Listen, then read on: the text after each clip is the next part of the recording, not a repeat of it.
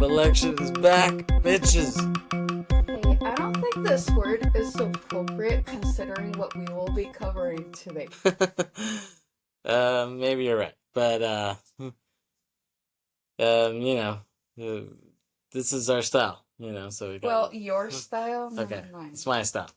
Okay, and I'm sticking to it despite the content of the film and I- genre of the film. I just feel like it's a little boastful, Well, at least in my experience. I'll try to cut back on saying that. Yes. And speaking of obnoxious, I may sound like that more than usual because this guy said that recently my audio has been bad, at least on my end. So you can probably hardly hear me, so I'm really trying to be louder. Yeah. Well, thanks for doing that. Well, I'm trying. I appreciate it. I think the fans, the audience will appreciate it as well.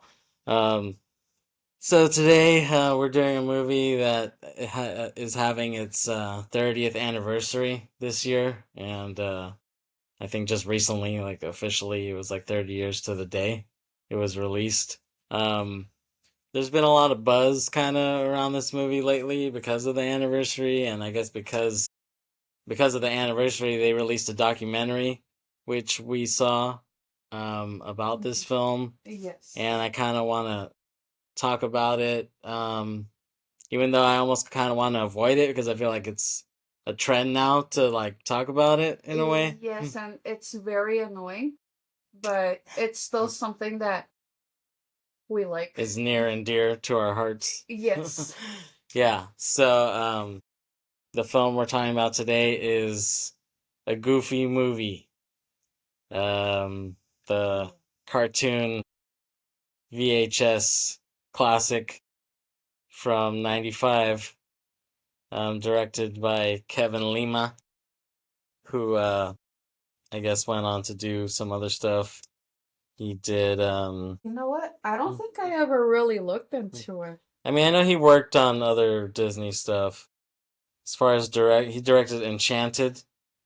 So that's the one with Amy Adams, right? Yes. Yeah, Amy Adams, the first one, because I think they did a sequel to it. Mm-hmm. He directed Eloise at Christmas Time. Mm-hmm. He directed 102 Dalmatians, and I guess he directed Tarzan. Oh, that was him too. Yeah, that was him too. I don't think I ever really looked into who directed it, but it's nice to know now. Yeah, I mean, are you a big Tarzan fan? I mean, I was never a huge fan, but I did watch it in the movie. Well, I watched it at the drive-in too, to be more specific, and I liked it. Yeah, I mean, to be honest, I haven't seen the whole thing. Oh, really? Yeah. Oh. It was kind of after my time, you know what I'm saying? Like, yeah, I guess it could. That came out in '99, and I was watching American Pie at that time. You know what I'm saying? Which is very inappropriate for someone who was still a minor at the time. Hey, believe it or not, I was way more innocent than you would think. Yeah, you were, but you're a few years younger than me. You know what I'm saying? Yeah, but a lot of the kids around my age were already being pretty gross around that time. I'm sure they were.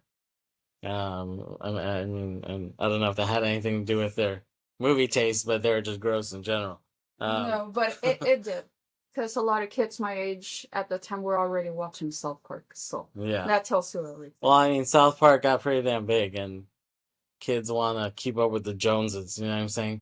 That's why I wasn't. I wasn't. Yeah, just like you're an outlier. You know what yeah, I'm saying? I still am to this day for those who know me well. Yeah, exactly. I think, well, yeah, me and you are outliers in different ways, I think. You know what I'm saying? You can say that. Yeah, so I wasn't a big Tarzan guy, but I was a big Goofy movie guy. And, at the time, I thought I was the only person who loved this damn movie. Like, I didn't hear other people mentioning. Yeah, I never did either. That's why I thought I was the only weird one who liked it too. Yeah. So, it really stems from, so Goofy is my favorite, like, Disney character. Yeah, he's definitely one of my top Disney characters. Yeah. He's my favorite of the classic, of the Mickey and Friends. Yeah, you know what I'm saying? same He's my favorite character. Yeah, same And mainly because of this film, but not just because of this film. So made me even want to see this film was because I was a fan of Goof Troop. Oh yeah, So the show, I used to watch Goof Troop yeah. too. So I hear a lot of people opine about the film, the Goofy movie, but I don't hear people talk about the show very often. Yeah. So I would watch the show a lot every day. You know what I'm saying? Like I would watch it when I came home from school in Mm-hmm. elementary Mm-hmm. school, third, fourth, fifth grade. Yeah. That's when I would watch it. Mm-hmm. Um, For me, it was like first, second grade. yeah. Yeah. So yeah, because you're a few years younger, like I said. So that's I would watch Goof Troop, and I really liked the show. And then I would still watch it even in sixth, seventh grade because that by that time they showed it in syndication in the morning. You know what I'm Yes. saying? So before school, and I used to start middle school later for whatever reason. I started middle school like at 9:30 or something. That's really late Yeah, because I still started middle school at 8 o'clock. yeah. We had a weird schedule for some reason. We started like at 9 or 9:30 So, or something. so that's Parkway Middle for you, right? Yeah, Parkway Middle School, La Mesa, California. Very white area at the time. I mean, I can still see it being mostly white, I feel like it's not as white though. but it still Yeah, has a large white yeah, population. I'm sure, but you get a lot of people from all over now. You know, it's more mixed. Um, some by design, some by choice. I suppose. Yeah. So, anyways, yeah, that's where I went to middle school, and then yeah, was like I guess when I was in seventh grade. No, I guess it was sixth grade because if it was 95, so I graduated fifth grade 90. Oh, So that was the 94-95 yeah. school year, Mhm. and that was at Northmont Elementary, also in La Mesa, Mhm. California. And then the next, like the natural progression, would have been, where all those kids were going to go was basically they were going to go to Parkway Middle School. Mhm. So I was like, okay, well, I guess I'll go there too. And I actually had an option. Well, somewhat. Um, so my teacher in fifth grade, her name is Miss H. I'll call her. Okay. And she could be a biatch. See, he loves this word as if, in case you guys haven't noticed. She could be a bitch, but she could be cool too. So the thing is, she was pretty harsh and strict. Like if you pissed her off, she'd yell at you in 2 seconds. Um, but on the other hand, if you were like creative and like behaving, Yeah. she would praise you a lot. Like she really loved kids who were creative, and I was one of the creative kids. Like I was really good at drawing, and I was really even from a young age I've had a deep appreciation for art and stuff like that. So I really liked her class because that's what she was into. She was into art, and she was into like Egyptology and Greek mythology and shit like that. So she would show us slides. Nowadays it would be the hell happened to you? Nowadays it would be a PowerPoint, you know, but back then she showed us slides. She would click the thing and we'd see different pictures, and some were ones that she took, and the others were ones that she found, I guess, and she put together the slideshow, with the circular, Rolodex Kodak Yeah. thing, with the, connected to the projector or Yeah. whatever, and she would show that to us like a lot, almost every day. She would show us, okay, this is like what I saw in Egypt, this is what I saw in Greece, and I loved it. I was like, oh, this is the shit. I love that, and that's why I still love. That's why history was always my favorite subject, and that's why I really like, mythology, Greek, Egyptian, Roman mythology and stuff like that, because Yeah. she would show She us she shit. really was an influence on you then. Yeah, yeah, Yeah. because she would show us that, and to me, it was like movies seeing that stuff. You know what I'm saying? Like that's why history was always my favorite subject, even more than English. I suck ass at math. I suck ass at science. Well, we can't expect you to be great at every subject. Exactly. That is for everybody, Exactly. really. Yeah, but I don't get why people are like, "Oh, you could be good at math. You're just too lazy or something." And I'm like, "No, I fucking suck I ass mean, at no, that's why we're all good at different things, Exactly. or else we would all have the same profession, and that would be very hurtful to our society. Yeah, exactly. So yeah, that's math and science is not my strong suit, even though I wish I was good at those things. I'm not, you know what I'm Yeah. saying? So I gravitated towards English and especially history even Hmm. more so, because you don't have to worry about grammar and shit like that. You know what I'm saying? Even though I'm a good speller, um, Yeah. I don't like the rigid rules of correct like Yeah. grammar and shit like that. Well, especially I would say in English that gets very complicated. Yeah, yeah, exactly. So I really liked history, and she helped like develop a love for that. I was already kind of leaning that way because I really like comic books. You know what I'm saying? Like, so I mean, drawing I would say is like my God-given gift, quote unquote. Like I was really good at drawing, um, and I wasn't great like from the beginning. Like even my older sister, Denise, if you listen to our podcast, Brett Cetera, where Yes. we talk about ditching school in the 90s, she would say, "Oh, I remember you started drawing and you sucked at first. Like, I would draw little Teenage Mutant Ninja Turtles. I would draw them on skateboards. I would try drawing like Bart Simpson, and I wasn't very good. Hmm. But over time I kept like practicing and I got better. Well, it's all about practice, and nobody starts great at anything. Yeah. Just know that. Yeah, and I was little, but I'm just saying it's not like I was a prodigy right when I grabbed the pencil and I was drawing like crazy shit. No, I sucked at first, but little by little I got better. So that was like my God-given gift, quote unquote. I'm not that religious. I just want to call it that. Like I feel like everyone is given a gift, you know what I'm saying? Um Well, your cussing and you mentioning that goes hand in hand. So, yeah. So like everyone is kind of given a gift at something. I mean, Aileen, you're pretty good at drawing, honestly. So, well, thank you, but I feel like I can still do better. yeah, I mean, I guess there's always room for improvement, but yeah, I was pretty good at drawing, and Miss H, my fifth grade teacher, she would see that and be like, "Oh, wow, you can really draw, like you're really good," and also like when we would do, she would have us do like pop-up books and like pop-up cards, and I would always do the shit ones, like mine's were the shit, like I would do the best fucking ones. I remember this one dude came. He was one of our students' uncles. He was this Australian dude, and Hmm. he was her uncle.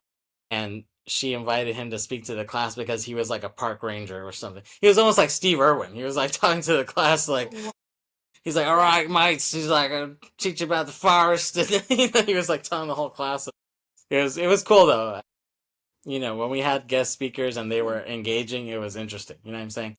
Not guest speakers who were boring. I didn't give a shit about that. But Well, I mean, I'm sure that she got the ones that would be engaging. So, yeah. Well, I mean, just so happened because I said, he was the uncle of one of the chicks in the class, and I remember afterwards she was like, "All right, do thank you cards for this guy who came. I forgot what his name was. yeah. But let's do thank you cards." So I did a thank you card, and my thank you card was the shit because it was a pop up card, and I wrote like thank you for visiting us, blah blah blah, and Uh-huh.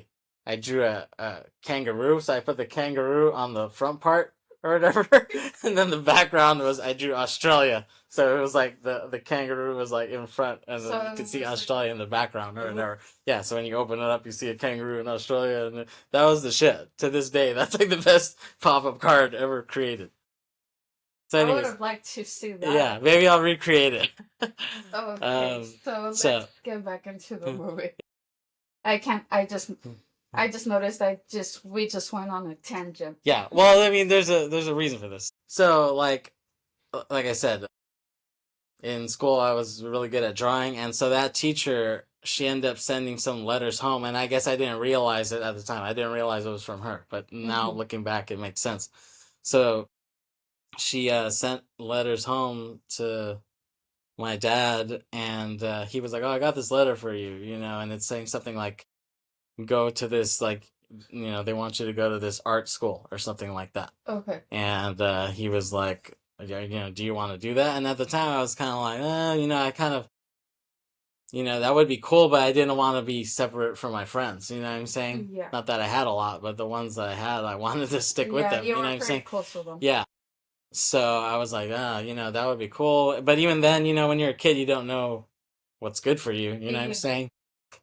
it would be the parents' decision, kind of, like. But I think because maybe I could have gotten some scholarship, but I'm sure my dad would have to pay some shit for that. You know what I'm saying? Well, I mean, there's usually a catch to Yeah, everything. I'm sure So my parents would have had to pay, and then if that was the case, then I couldn't have gone there because my dad wouldn't have wanted to pay that compared to a free school. You know what I'm saying? So that's the twists that happen in life. You know what I'm saying? So had I gone to this art school, you might be um, looking at a different person. I might have a totally different life if I had gone there. You know what I'm mhm. saying? But instead, I went to Parkway Middle School, and I just became another jackass like all these other kids. So no fancy art school, no strokes lifestyle sort of thing. I just became another jackass in the system, and maybe that's a good thing. You know what I'm saying? Things are meant to be, I guess. Like Mhm. life unfolds as it should. To quote Harold and Kumar, like who knows what would have happened, but I know that the time I spent, especially sixth grade, that was probably the funniest time of my life. Hanging out with my friend Eddie, Sean, and the other like dumbasses in the class. Like that was Oh, like the well, funniest shit that's ever. not nice to say about your friends, but Well, I mean, those two guys were my friends. The other guys were kind of dumbasses who I wow. was acquaintances with. I wasn't like super close with them or anything like that. Mhm. Um, but yeah, that was like arguably the funnest time of my childhood in a way. And then when I wasn't hanging out with them, I was hanging out with my cousin Junior, and we would laugh our asses off at different stuff. So that was a hella humorous time in my life. And then you know. Uh, so yeah, sixth grade, 95, 96. I guess this movie came out so April 95 it Mhm. come out. Like it Yeah. came out. And I didn't really think much about it. I think it came out, and I think my mom bought the VHS of it. I didn't see it Mhm. in the theater. I don't recall seeing it in the theater. My mom bought the VHS mainly for my little sisters, I think. You know what I'm saying? But they Mhm. were, it was, they were born 93. So Mhm. when this comes out, they're like 2 years old, and I don't know how really self aware they are of it. You know what I'm Mhm. saying? So if anything, I end up watching it more. You know what I'm saying? I would put it on for them maybe as entertainment, but then I would sit around and watch it and be like, this is funny. You know what I'm Yeah. saying? I'm like, oh, this movie's pretty good. Like it's a lot funnier than I Yeah. realized it would be. And and kind of by that time I was like in middle school trying to like be more of an adult. But this movie, like I had to stick around and watch it. Like similar to like Space Jam, like the year Mhm. later. You know what I'm saying? It was like we were trying to be more, young adults. Like we were trying to be more grown up, but then these like really good cartoons came out that brought us back to our youth. You know what I'm saying? And Yeah. it was like, oh, like it's like we want to hang out with these dudes and do stupid crap, but then we also like like a cartoon like Goofy movie comes out, and you're like, oh, this is great. This is hilarious. So I that's how I really got into it. I was watching the VHS mainly for my little sisters, but I just kept watching it and I just kept putting it on every day after school. Yeah, like I would come home and I would often like watch my little sisters a lot when I came home from school, and like they had kind of a maid slash babysitter, a lot of the time during the day. But when I came home, that lady, she would leave, and I would stay there with my sisters till my mom came home, Mhm. and and then I would put that on for them, hoping to entertain them, and I end up getting more entertainment from it, So that's how Yeah. I really latched onto the film, and I loved it, even though I kind of forgot about it after a while. You grow up and you experience new things, and I started getting into other films. You know what I'm saying? Um, how did you first see this? Well, it's interesting that you bring it up because just like you, I also would watch Goof Troop. Because I lived with my grandmother. That was the one way that I had cable access. Mm-hmm. Yeah, and that's how I would watch it. But then the way that I ended up watching a Goofy movie was that I was at a family gathering. It was like one of the kids in the family had a birthday party, and at one point it was like later on in the evening when the party was wrapping up, and I guess they figured, how can we get these kids to sit down while we start, guess, breaking down the party. Right. So then they thought, oh well, I guess one of the moms had bought the Goofy movie VHS, and she thought, oh, let's play them this movie. And I didn't even know about it. I didn't even hear that it had just come out or anything. So then, we all kids like were sitting in the living room watching it. But by the end, I was really impressed. I was like, this is really good. And I thought maybe something bigger would have come out of it. But then after that, I didn't hear much. I was just kind of like, and I thought maybe a lot of my classmates would talk about it, but not really. I was the one who would try to tell other kids, and they were just kind of like, yeah, whatever, we don't care. Yeah. Yeah, and I was just like, hey, if I'm the only one who likes it, at least I can appreciate, at least I can be the only one around me that can appreciate this little gem of a movie. But then, time passed, and even I kind of forgot about it. And then there were times where I would occasionally watch it if they were playing it on TV. Yeah. Yeah, but then like if they played it on Disney Channel or something like that randomly. Yeah. Or in syndication or something like that. Yeah, that's how I would watch it too. So then I remember that the one time that I felt like I really reconnected, or like, really, what's the word? Rediscovered it? Yeah, I rediscovered it was when that one time that we were riding back home from Coachella. And speaking of which, like Coachella's going on right now. Weekend 2 is going on around right now. So it's Coachella 2011, right? We were driving back.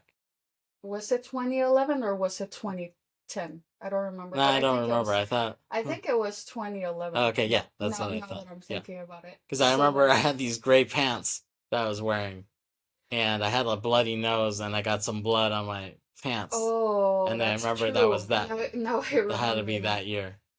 So then I remember that we were probably about halfway home when we were talking about animation and movies we liked as kids. And one of us, I don't remember who mentioned it first, but one of us mentioned a Goofy movie. And, it's like we mentioned it, but then the other one was like, oh yeah, I really like that movie too. And we just really didn't shut up about it for the rest of the ride. Yeah, exactly. Yeah, we kept going on and on. And that's the thing. I really, I don't know. I didn't look up on the internet. I didn't look up YouTubers saying how much they love this movie, or I didn't do much research on it. I mean, even at the time, I didn't hear anybody talk about it. Yeah, that just like wasn't a thing. I mean, at least me growing up in the, late 90s when the internet came, when AOL came and it was horrible, like, I'm saying, you didn't look up shit that easily because it wasn't that easy. You know what I'm saying? It was hard first off to get an internet connection, and then second off, it's like, okay, what do I do now that I have it? Like, you know what I'm saying? It's like, if you like Napster came out, it's like, okay, now I'm downloading music and stuff like that. You know what I'm saying? Like, it just depended on the time of your life. You know what I'm saying? Like, because people can look back now they're like all nostalgic for it. Yeah. And especially people who are even younger than us, like, they watch it and they're like, oh my god, this is so good, or whatever. And it's like, when you really think about it, well, let me break this down for you. So this is actually something Byron has talked about really well, and he actually made a really good point about this. And so I want to share that with you guys today. So me and Byron and others were born in the year of Eric Blair. Do you know what that means? Eric Blair. Yeah. So you'll have to do research as to why I call it that. Well, I'll do it right now. Google. So we're born kind of at the perfect time, which is 1984. Obviously, you've heard that term before. You've heard the book. It's an ominous year, but if you look in pop culture at that time, it was very Mhm. very big. The things that were big at that time. Michael Jackson, who's the biggest star of all time, Madonna, Prince. You know what I'm Mhm. saying? All these guys were huge at that time. Yes, they were. Wait, now that I'm looking this up, Yeah. okay, can I spoil it? No. No. Okay, all right, I won't. people Okay, people I who listen will have to. will have to Yeah, look it up yeah, themselves. yeah, Okay, exactly. I won't say anything. Okay, but you found out why, right? Yes, Okay, I so did. so that's why I call it the year of Eric Blair. So but do you like that? Do you like how I call it that? Because there's like It's a interesting. level. There's like it's not that easy. You know what I'm saying? Yes, Yeah, it's a, yeah. it's like a little bit removed. So Okay, I like I said, I get it. so me and him were born that same year. And what's funny, it's funny that we're friends because we didn't go to school together. We met after the fact. We met at working at Target. So, but the fact that we're still from the same year is interesting. Usually you Yeah. meet people and they're not the same year. They're a year older, they're a year younger, you know what I'm saying? And then we met and you're from a couple years after. You're from from 87, right? So you're basically the same generation though. You know what I'm saying? You're a millennial like me. Yeah. So Yeah, which we get a bad rep. yeah, which I don't know why, because we carry everything. Anyways,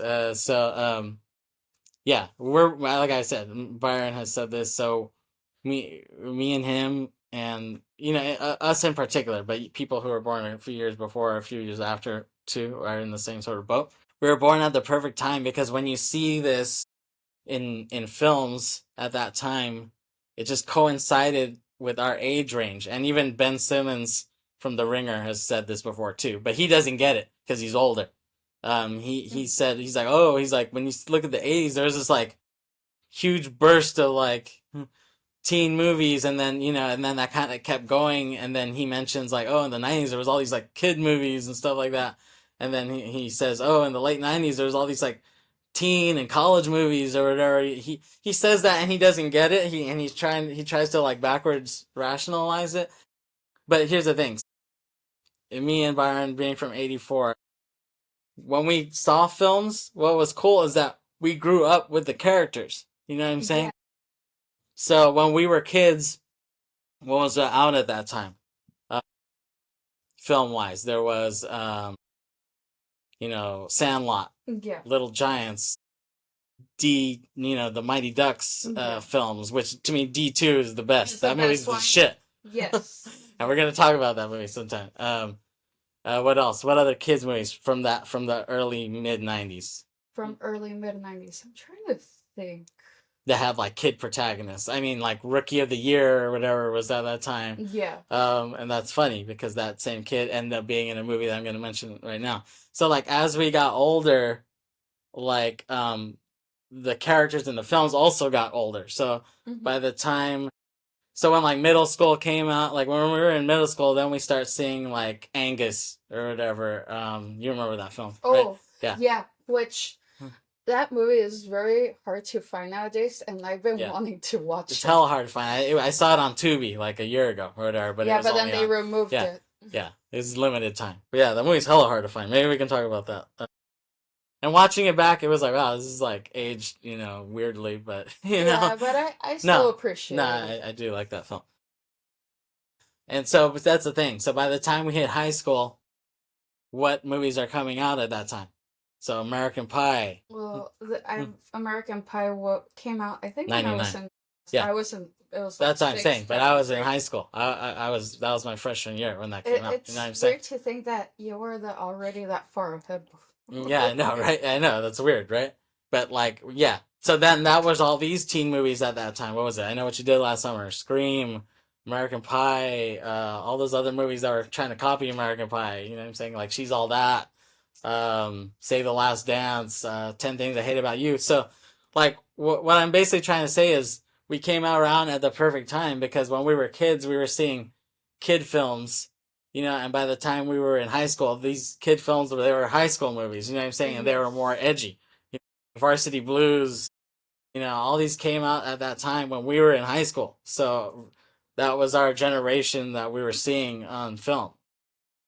Every year we grew up with the films, and it just so happened that we came around at the perfect time for that.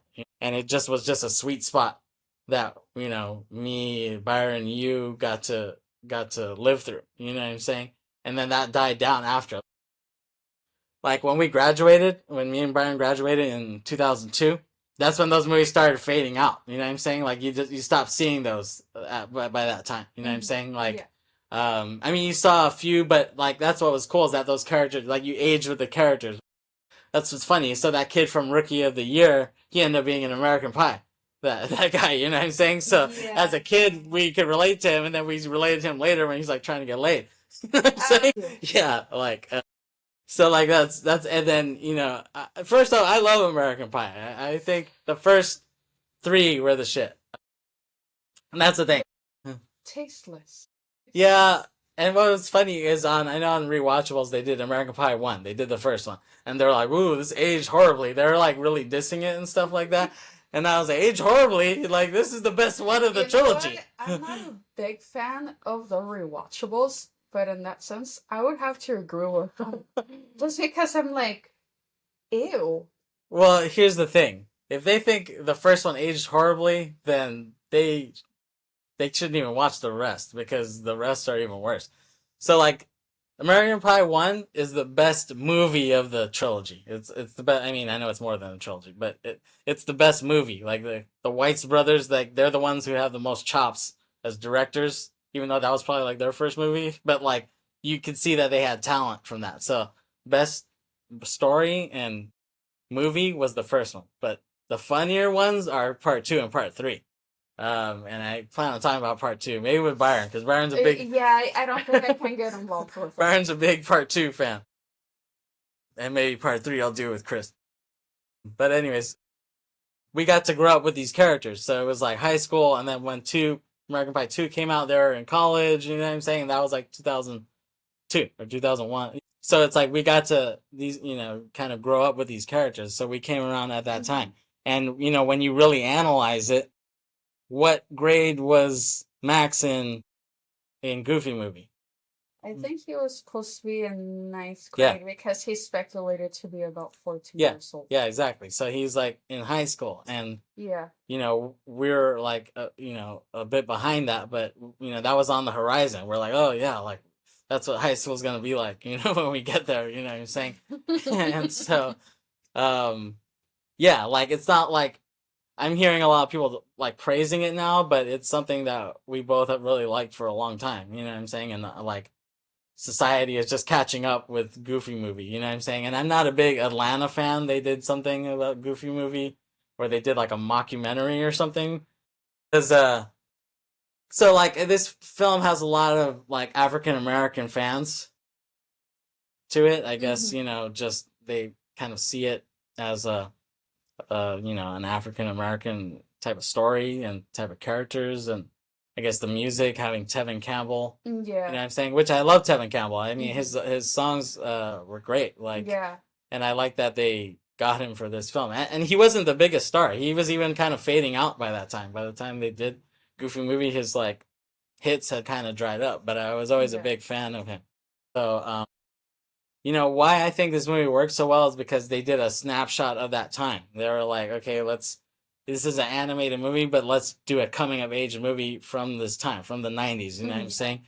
And because they did that and they didn't like copy shit that came before, copy shots, copy things word for word, like that's what makes this film work, I think, like, because like I've said before, nowadays you see music videos and they're stealing from other movies that we've seen a million times, you know what I'm saying? Like, everything you see is just they just keep stealing it. They can't come up with anything original. You know what I'm saying? And it's annoying. It is. It really is. So I think that's what made Goofy movie work so well is because they were just doing a snapshot of that time, of that point in time, being a kid in high school in the mid '90s. And so they used music from that time period. They showed fashion from that time period because you see they have baggy clothes. You know what I'm saying? They had Pauly Shore, who's from that time period. You know what I'm saying? Yeah, from that time period. Yeah, that's what I'm saying. Like, they weren't trying to do some like retro Wes Anderson shit or something like that. You know what I'm saying? It was like, this is the 90s and we want to take a snapshot of it.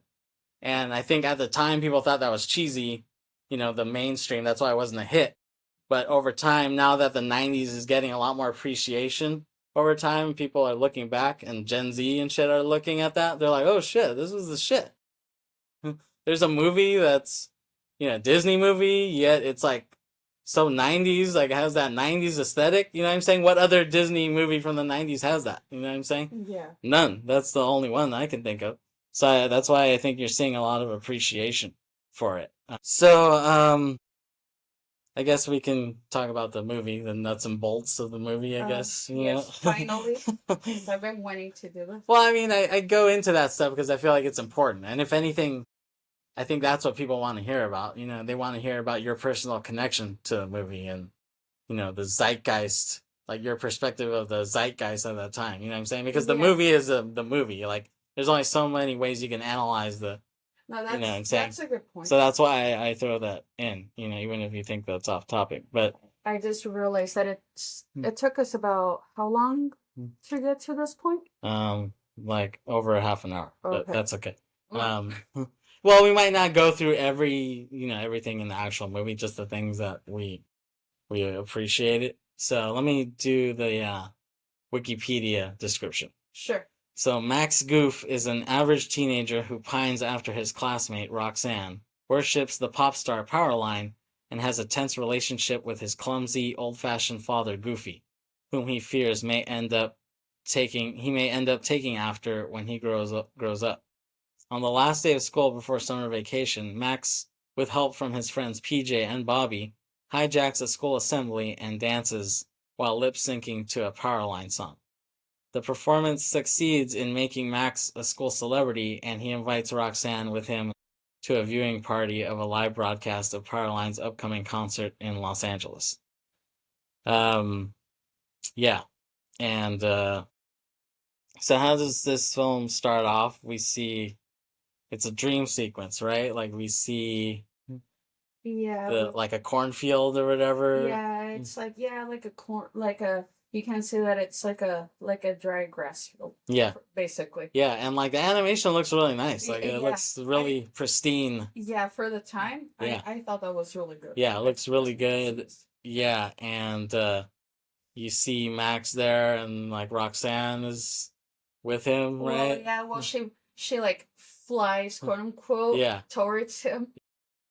Yeah, and you can already get a feel that this must be some sort of fantasy sequence coming up. You know what I'm saying? And they're chilling in the cornfield, like kind of getting flirty with each other. Yeah, kind of flirty, and she's like on top of him or something like that. No, she's sitting next to him, but then you could tell that she starts leaning towards him for to kiss him. Yeah. But then she suddenly freaks out. Yeah, and then we see Max, and he's freaking out, right? He's like, "Oh, what's the matter?" And he like feels his teeth. And his teeth get huge. Yeah, they get huge, and he's like, "Oh, what's going on? What's up with my teeth?" And then he sees like his ears growing out, right? And then he sees like other body parts growing out, like his arms, legs. He's all of a sudden starts getting gigantic. Yeah, and then like the bump on his head like goes up or whatever, which is something that his dad has. Yeah, it's exactly. Like, and it does kind of like a squeaky sound when it bumps up. Yeah, it's like yeah. Like yeah, and then we see Roxanne freaking out, looking at this. But she's very terrified. Like the screen is like all dark by that time, right? And then he has like that, and then all of a sudden he does that goofy chuckle. Yeah. And then there's like a lightning. And you could tell that this was a nightmare. Yeah. And he gets up out of bed in a cold sweat, and he's like feeling his face and feeling his body. He's like, "Oh my god, thank God, it was just a dream." Yeah, like he just feels his face all around, and he's like, "Okay, it was just a dream. Nothing has happened to me." Yeah, exactly.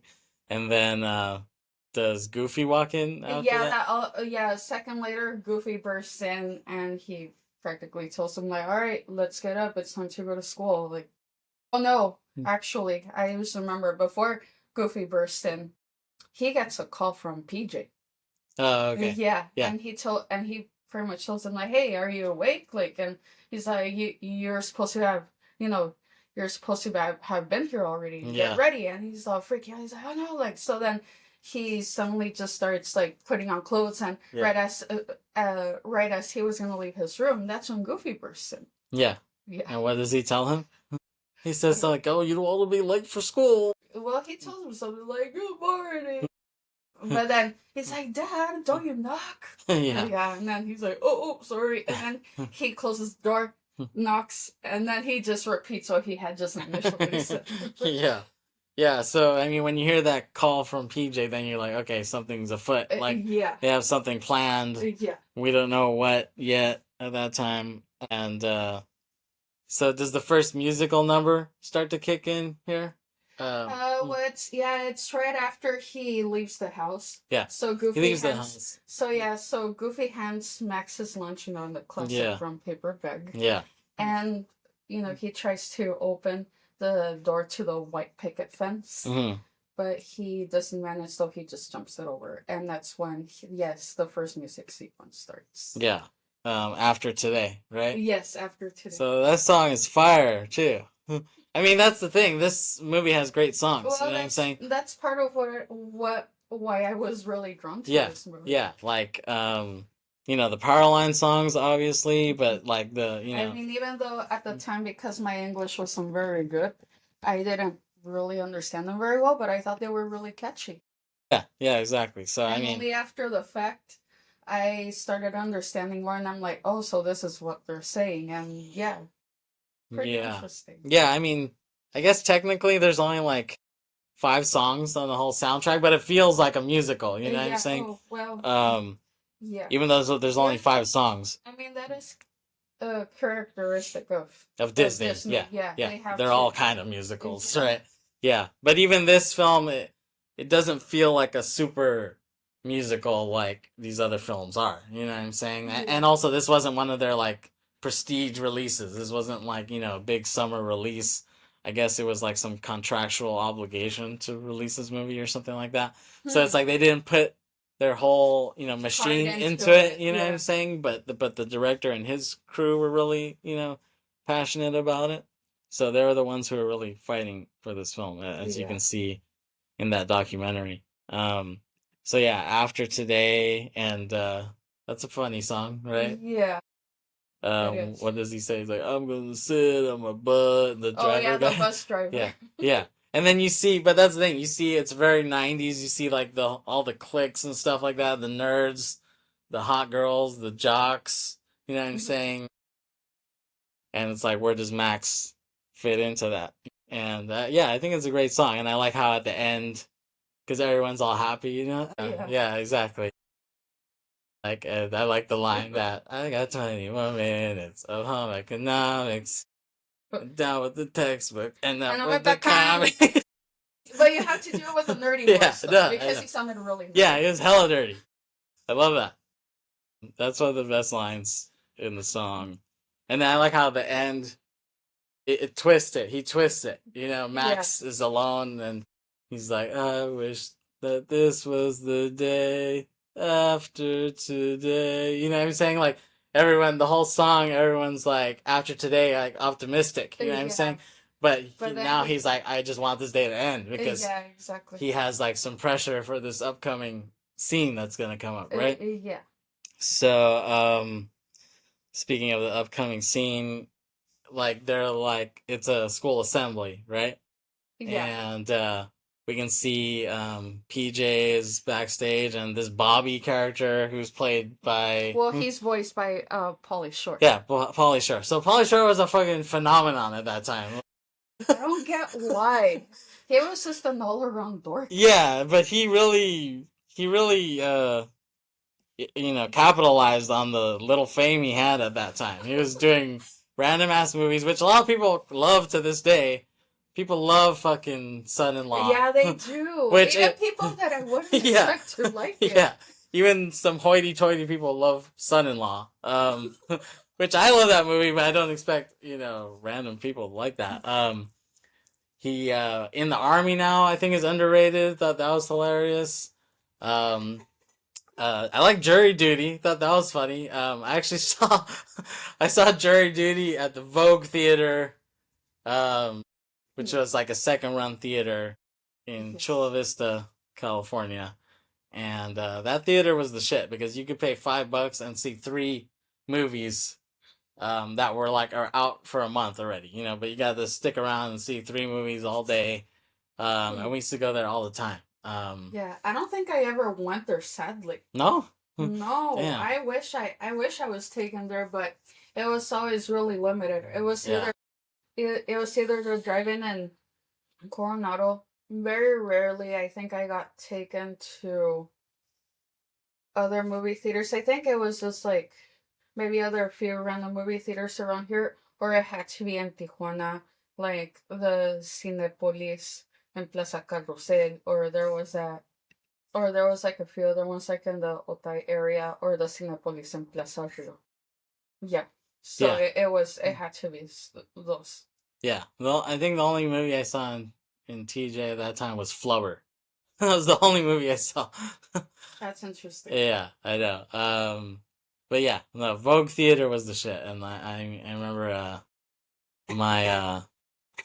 my dad's ex-wife would take me there a lot because it was like I was on summer vacation, and she would have like days off, and well, my dad would be doing something else, and she's like, "Oh, you want to go to the movies with me?" And I'll be like, "Sure."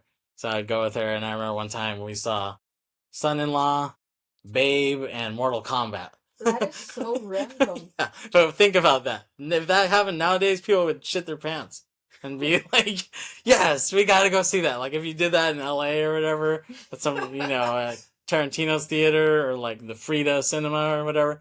Even at Digital Gym, if you did that, people would shit their pants and go and spend all day there. But yeah, that was just what it was like to go to the Vogue Theater in the 90s. Interesting.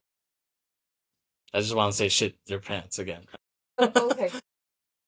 Thank you. Anyways, so yeah, and then so yeah, Pauly Shore, he was a fucking phenomenon at the time with your boy Stephen Baldwin. The biggest Steven. Yeah, Well, in general, I'm not the biggest fan of that whole clan right. for a few different Yeah, reasons. yeah.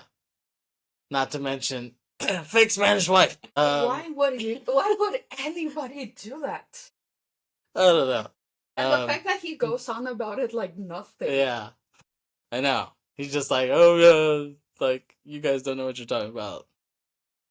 I just want to tell him like, just get the hell out of here with your fake Spanish girlfriend. Okay. Yeah. So, yeah, Pauly Shore plays Bobby, but he has that Pauly Shore, the weasel, whatever the hell is like his act was, or whatever. That's what he played himself playing that character in the film. So, yeah. That's where you get that. Oh, look, it's the Leaning Tower of Cheese. Because he shoves it in his yeah, mouth. because he really likes like some cheese spray. Yeah, like some. Which I always thought was gross. I don't know. I had some friends, and and I'm not going to get into specifics about who liked it. But yeah, I tried it before, and I'm like, how can anybody like this? Yeah. And it was just so over processed, and just it doesn't taste good, doesn't feel good in your mouth. No. Doesn't feel good traveling through your body. Okay, now this is getting TMI. Yeah. Yeah, no, cheese in a can doesn't get more American than that, right? Anyway, so they're setting up backstage. They're like, okay, and Principal Mazer, voiced by Wallace Shawn, who was on a good run at the time, right? Because that year he had this and Clueless. Yeah. And then he already had some success in the 80s with My Dinner with Andre and Princess Bride. And so he was on a pretty good run this year. I mean, those are two classics in 1 year. You know what I'm saying? Yeah, Clueless, Goofy movie. So he plays the principal, and he's kind of a hard ass guy. He's kind of Principal Skinner-esque, right? Yeah, pretty dorky, but pretty. But he rules with an iron fist. Yeah, he's strict, right? Yeah. And then all of a sudden he's like, "Well, what the hell's going on here?" Like there's all this like smoke and shit like that, right? In reality, he's all like, he's trying to, he's having this assembly. Yeah. To try to get the students to still learn even though they're about to go on summer vacation. Yeah. So he suggests, how about science slumber parties? Yeah. And then all of a sudden the lights go off and he's wondering like, whoa, what is going on here? So is everybody else, really. But then the music starts and then you can see a hole right under him opens and he just, he falls under it. Yeah. Yeah. Yeah, exactly. And then you see Max, he's dressed up in this ridiculous thing, this yellow. Yeah, like yellow jumpsuit. Yeah, and his hair, he has this kind of zigzaggy. Yeah. Father MC meets Grace Jones, meets what's his name? Big Daddy Kane-esque hair. Yeah, I mean, and that kind of goes back to like New Jack City and New Jack Swing. Me and Chris were talking about on that film. Yeah, and then the music starts to kick in for the classic track "Stand Out," which could be the best song in the film. I think. You know what I'm saying? It could be. Yeah. Though it's hard for me to decide which song I like the most. But yeah, that could probably be the best. Right. Yeah. I really like the message of it. So then Max starts like lip syncing it, and the kids start going crazy, and Roxanne looks at him, and I guess they don't realize it's him. Like they think it's actually Powerline or whatever. Like because even though he's like a foot shorter than him or whatever, like but he's dancing, he's doing the moves, and they said he's supposed to be like a composite of like. Michael Jackson, Prince, and Bobby Brown, I guess, is what they're going for. That's but with Tevin Campbell's voice. And yeah, he does the song, and they're trying to set up. They had the smoke machine, kind of the ghetto rigged smoke machine that they set up, and then they hook him up to like a carabiner. Yeah, like they're trying to do some wire work with his ass, and they somehow pull it off. So then it's like, stand out, and then he's like flying over the crowd, and everyone's like, whoa! Because the curtain goes down or whatever, but he goes up and he's flying across the crowd, you know what I'm saying? And, I love that song. That's the song that really, I feel like stuck with me the most. I mean, even though all the songs kind of did, but that song, stand out across the crowd, even if you gotta shout out loud. Till mine is the only face you'll see. Gotta stand out till you notice me. Wow. Like that's kind of the message as far as him. In his life, he wants to get Roxanne. You know what I'm saying? That's the main motivation for his life. In Goofy's life, his main motivation is connecting with his son. You know what I'm saying? So they have two different motivations, and they're just like at loggerheads, as the British would say. Like they have two opposing viewpoints. You know what I'm saying? But he's like flying across the crowd, and they're like, yeah, like PJ's like. Yeah, and then Pauly Shore is like, oh, dude, like, he's flying, bro. Like, he's, like, really into it. And, but before that, doesn't Stacy give a speech or whatever? Yeah, that's the one part we skipped. Yeah, so Stacy, who is Roxanne's best friend. Who was the chick who was on Blossom. Yeah. Yeah. Yeah, well, I mean, she was voiced by her. Yeah, Jenna Von Oy. Yeah. Yeah. Which, I can't even talk about that show because nowadays I really can't stand Mayim Bialik, but that's for another day. But just look it up yourself and you'll, I don't know, just hearing about her, talking about her really leaves a bad taste in my mouth. Yeah. So. I mean, not that she's that big of a star now, but I really liked Blossom back in the day, in the 90s. I mean, most people nowadays know her because she was in Big Bang Theory. Oh, there you go. Yeah. But that part, she's giving the speech, and then for some reason, the nerdy guy so then has this like black voice all of a sudden or whatever. I don't know if I would say black, but even then his voice did not match to when they were singing. I think they fucked up on that. I think that voice wasn't supposed to be with that guy. and like Yeah. somehow in the audio they're like, okay, just put that there or whatever. And, I don't think they were thinking about it. yeah, they don't But mention it in the documentary, so I think that was a fuck up or something. Um, yeah, they were hoping people would forget about it. I guess so. Where were you gonna say something? Oh yeah. So this is what he sounded like, and he's like, "Yo, Stacy, talk to me, talk to me, talk to me, baby." Yeah, and for some reason it's like one of people's favorite parts of the movie. Like my cousin, she was like, "Oh, I love that." Like he's like, "Yo, Stacy, talk to me, talk to me, talk to me." It's like, why the hell's the nerdy kid saying that? Like it just didn't make any sense. It was almost like when I found out JC Chasez sings that part on Black, "Bring It All to Me" or whatever.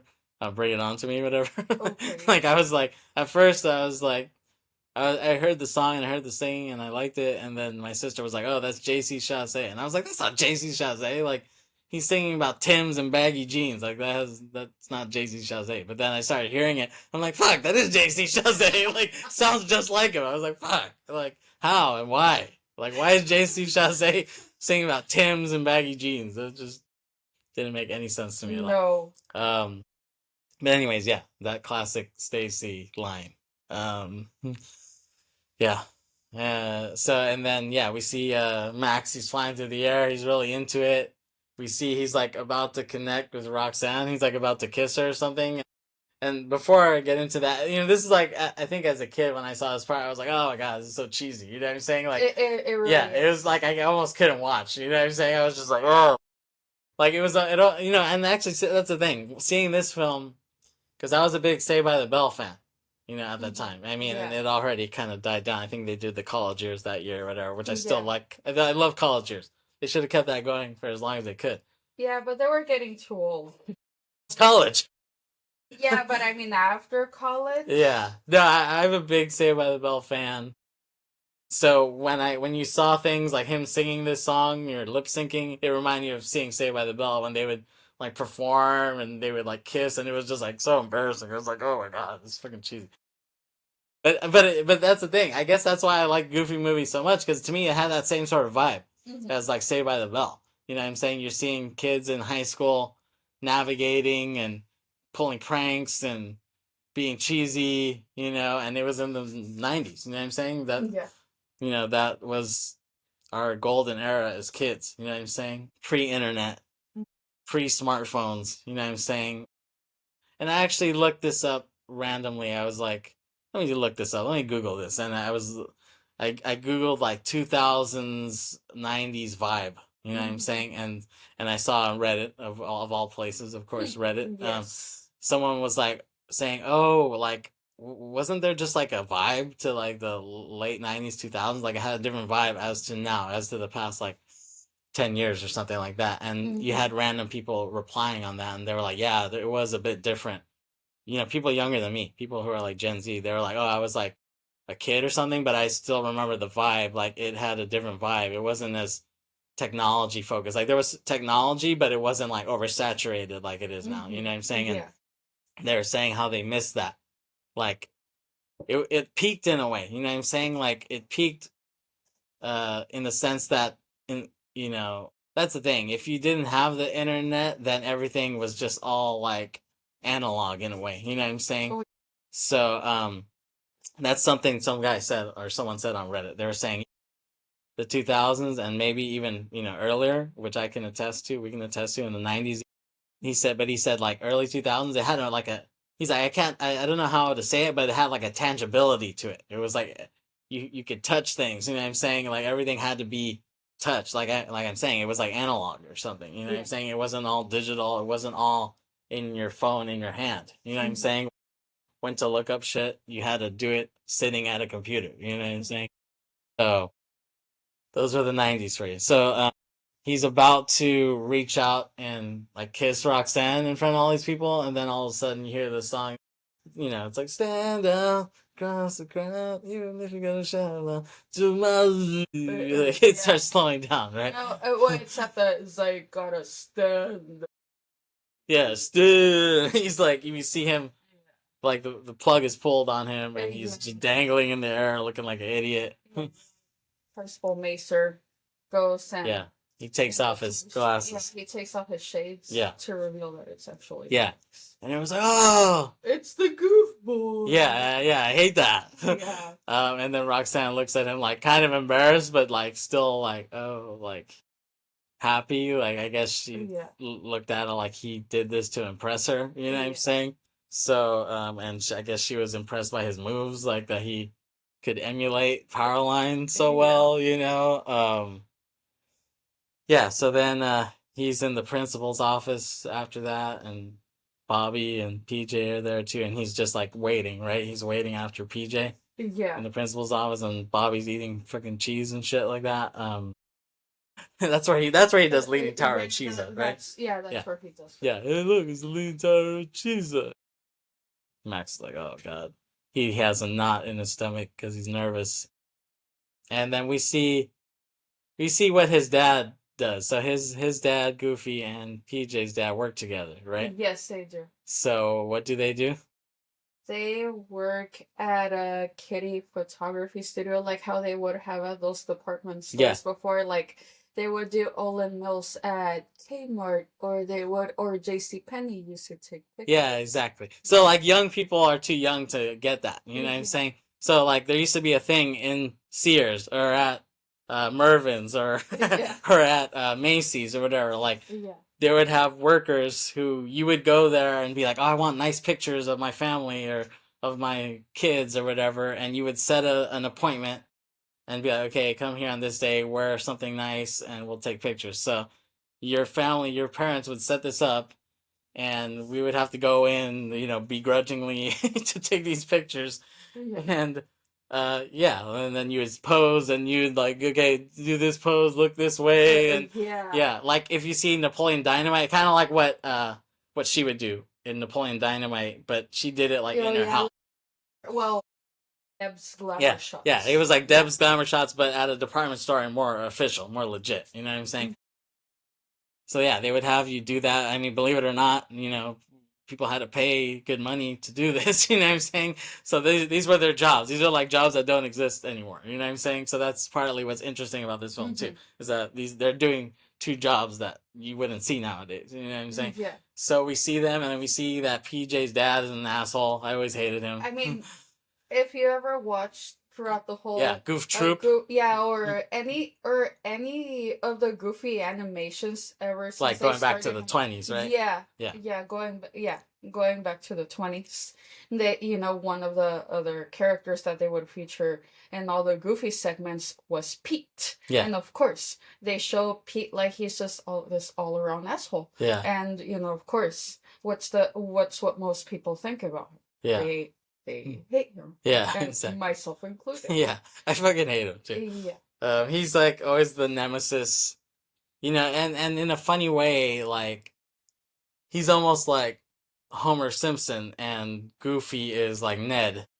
You know what I'm saying? But Goofy is just a all around nice guy. He's not like religious. I think that's what people don't like about Ned. Ned Flanders. Yeah. And we empathize more with Homer, because he's the star, but also because he's more like quote unquote normal. Like we empathize with Homer more because we see ourselves in Homer. You know what I'm saying? Like Ned is too perfect. You know what I'm saying? He's too religious. But in this case, we just see the negatives of PJ's dad. He's just an asshole. Whereas Goofy, we just see him as an innocent, genuine, nice guy. You know what I'm saying? No religion involved in it. You know what I'm saying? But that's the brilliance of The Simpsons when you think about it. You know what I'm saying? It's like, having this religious neighbor. Like you never saw that in TV before, or like in cartoons, definitely not.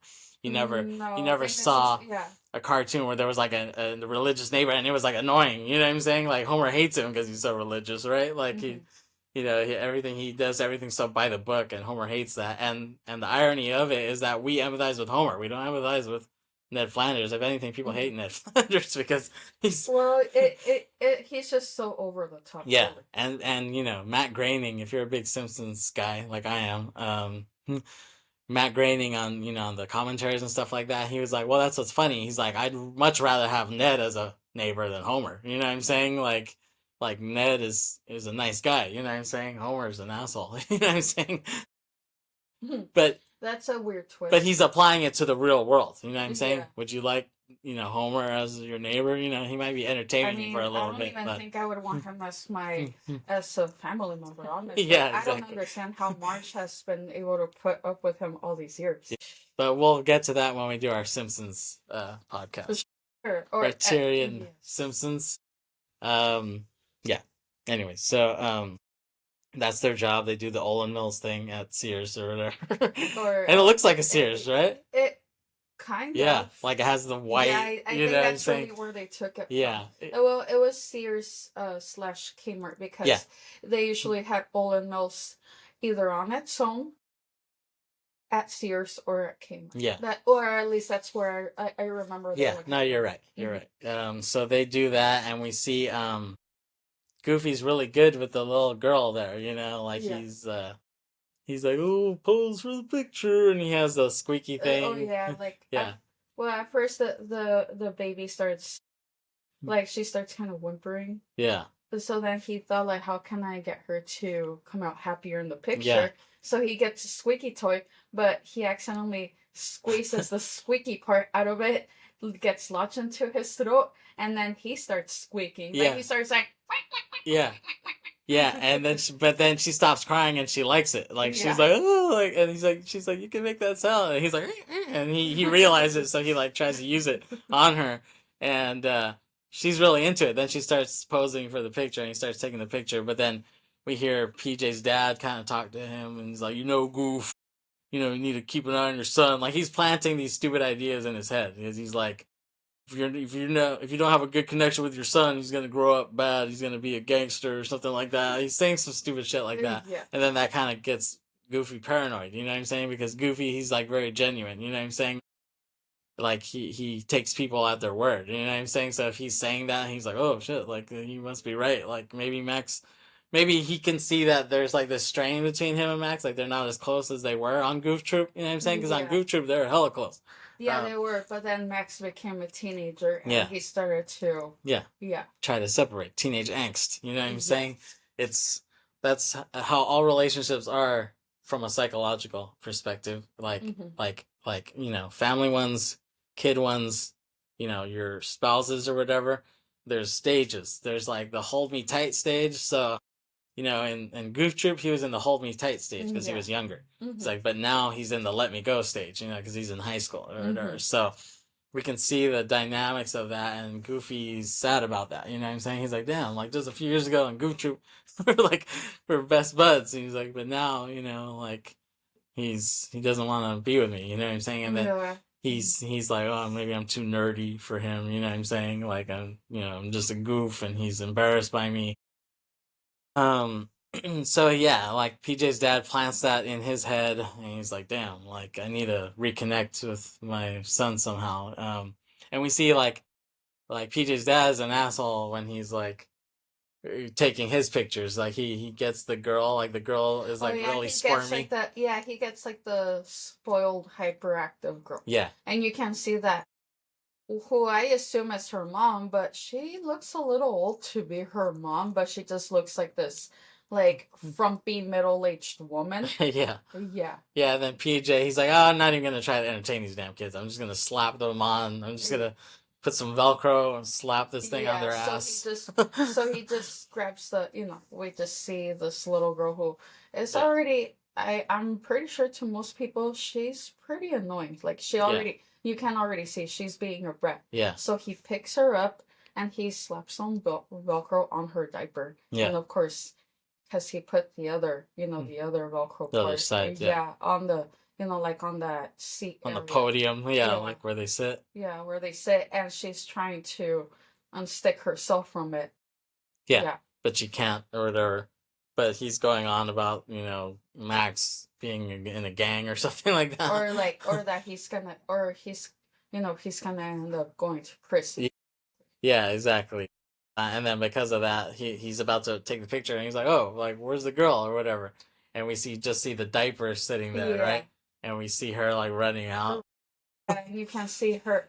Well, you can see that her dress flying up, so you can see her butt because she had actually wiggled out of her diaper to run around the department store. Yeah, it's pretty funny.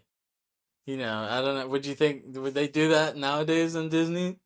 Would you think? Or do you think it's still innocent I mean, ish? it somewhat is because I remember that. What was that one show that? Well, it was one of these shows that Demi Lovato was in, and they were talking about some dog because instead it was a parody to Lassie, but Hmm. instead of Lassie, the dog was called Gassy because it would fart all the time. Yeah, so they still have some sort of sense of humor there. Right. Yeah. Yeah. So, anyways, so But that's, I mean, I'm not too familiar with Disney nowadays other than with Bluey. mhm. At least that's what they show on TV, but that's what I know. Right. Yeah. I mean, Bluey seems a lot more innocent though. Yeah, oh yeah. Even though there are some instances that I feel that are pretty funny. I mean, and you can tell that they do it for the, for the parents to get that kind of humor, but it's still pretty innocent. Yeah. Yeah. Yeah. Exactly. And then is that the part where he sees the little toy? He sees like the Yeah, fishing toy yeah. He there. sees the fishing dog because Yeah. he does have that kind of goofy look Yeah. to He him. looks like Yeah, them. and it's a like a goofy looking doll fishing. Right. Yeah, so that's where he gets it because it was on one of the shelves next to the photography studio. Yeah. So like that, is like a sign that he sees like, oh, Yeah, like like yeah, me and my son need to go uh, on a fishing trip to yes. rebond, our relationship. So he's like, okay, well, I guess that's the plan then. Hmm. Um and like, well, does he get a call right before that from the Yeah, principal? that's when he gets, yeah, right before the whole thing happened where the other kid wiggled out of her diaper when he Mm-hmm. was going to take her picture. Yeah. Right before that, that's when he gets a call from Principal Macer, and he tells him like, "Your son is a delinquent," Yeah. and so like he said, like he's apparently a gang No, member. he's like Yeah. he like crashed the stage dressed like a gang member, and he's like, gang member. He freaks out and he Yeah. hears that, but like, because like PJ's dad had just said that, right? Yeah. So it's just kind of funny. I Cause think it's really weird that you just keep calling him PJ's dad instead of Pete. well, okay, Pete, fine. Okay. Yeah, And he said, like, if you don't get your son straightened out, yeah, he's going to end up in the electric chair. yeah, And that gets really stuck in his head. yeah, And that's he's like, oh, I really need to do something yeah, about yeah, it. yeah. But it's funny how he like repeats everything. Yeah. Literature, like Yeah. like. Yeah, he freaks him out with that. So he's like, shit, I need to reconnect with this damn kid. Yeah. So that's why, yeah, he decides to do this father son fishing trip. Yeah. Um, so and it's like the next morning, right? Like, Well, it's actually so right after the kid runs out without her yeah, diaper, yeah, then it cuts to the end of the school day. Pretty much like the end of the day during the last day of school. They're hmm all walking out. They're all walking out of the building, and of course, when some kids notice that it's Max, they start chanting at him because they thought that, oh, what he did during the assembly was so cool. hmm And but then it's him just racing back home, and he thinks like, oh, like I just want to get back home, and I just want to start my summer vacation. yeah, And it's just like it's another sequence of, another replay of Standout. And, right, you just see a lot of different things that he does yeah, on his way back home. yeah. Oh yeah, yeah. Yeah, you're right. So like he gets chewed out by the principal, but then Roxanne sees him and was like, "Oh, that was really good" or Yeah. whatever. And Well, I mean, doesn't he tell her like, "Oh, I plan on going to the show in well, L.A." that's after the fact. He doesn't tell that to her right after they get Oh, out of okay, school.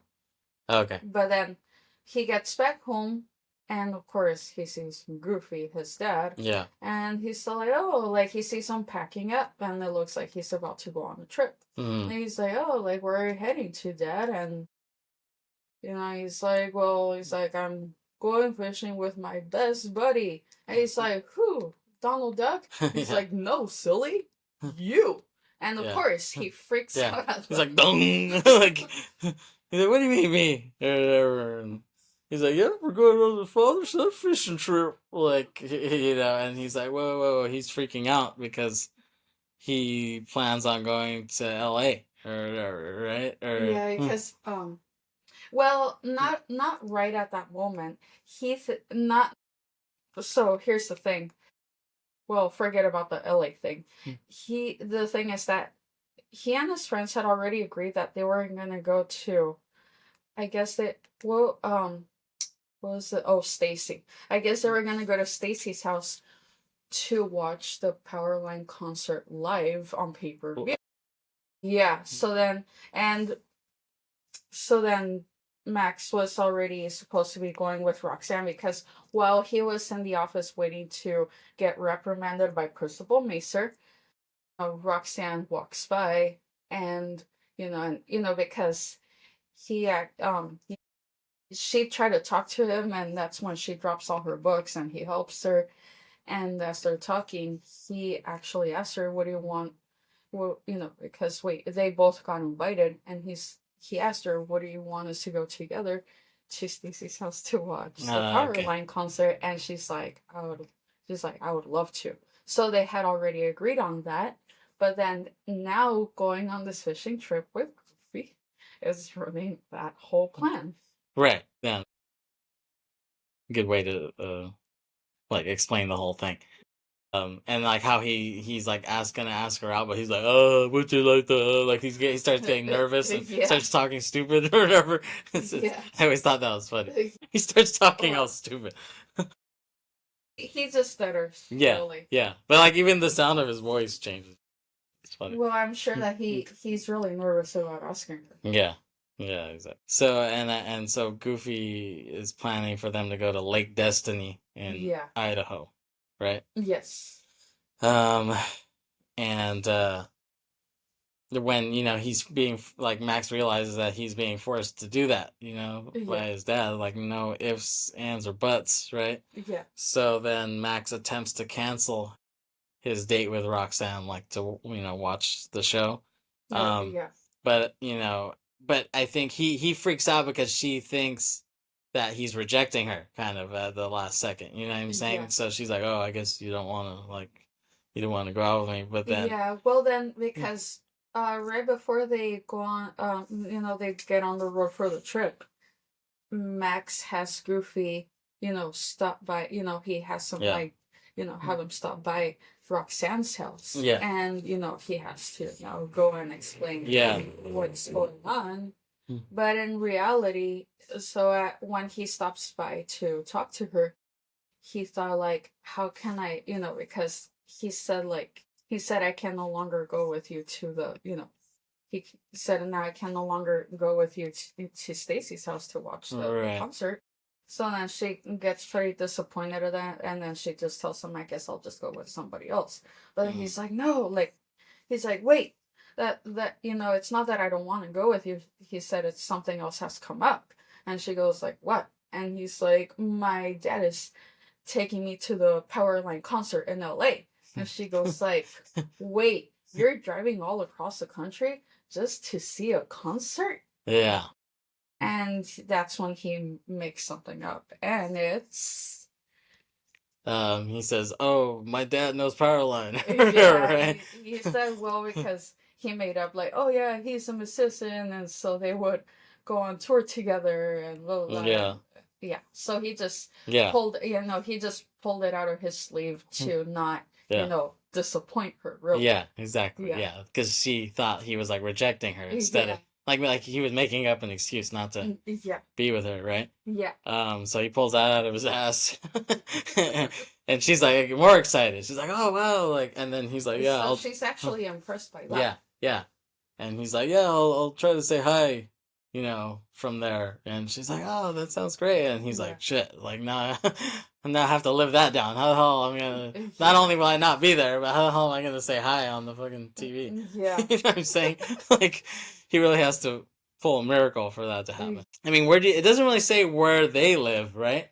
Like, Not specifically. I think it's just like they don't get into those kinds of specifics. I It's have a just like, yeah, I have a feeling it's it's just like in New like York, or like anywhere goof. USA, It could be, yeah, like Goof Town or Goof something Town, like that. USA. Yeah, I have a feeling it's supposed to be kind of like New York, like the suburbs of New York, yeah. like Long Island or It some could, shit like yeah, that. it could be Because something they're like that, driving cross country. and it has that kind of look too. Yeah, like when they start going in the city, when they start driving in this next scene, then it does look like New York. You know what I'm saying? It does Yeah, look like the city. And you see them on the road, and they're both kind of pissed off. I mean, Max is pissed off that he has to go, and Goofy's pissed off that his son is not enthusiastic about it. yeah, So he's playing like Perry Como or whatever on the radio. It's yeah. like high hopes, he's got high hopes, and then he's changed Yeah. it to some metal.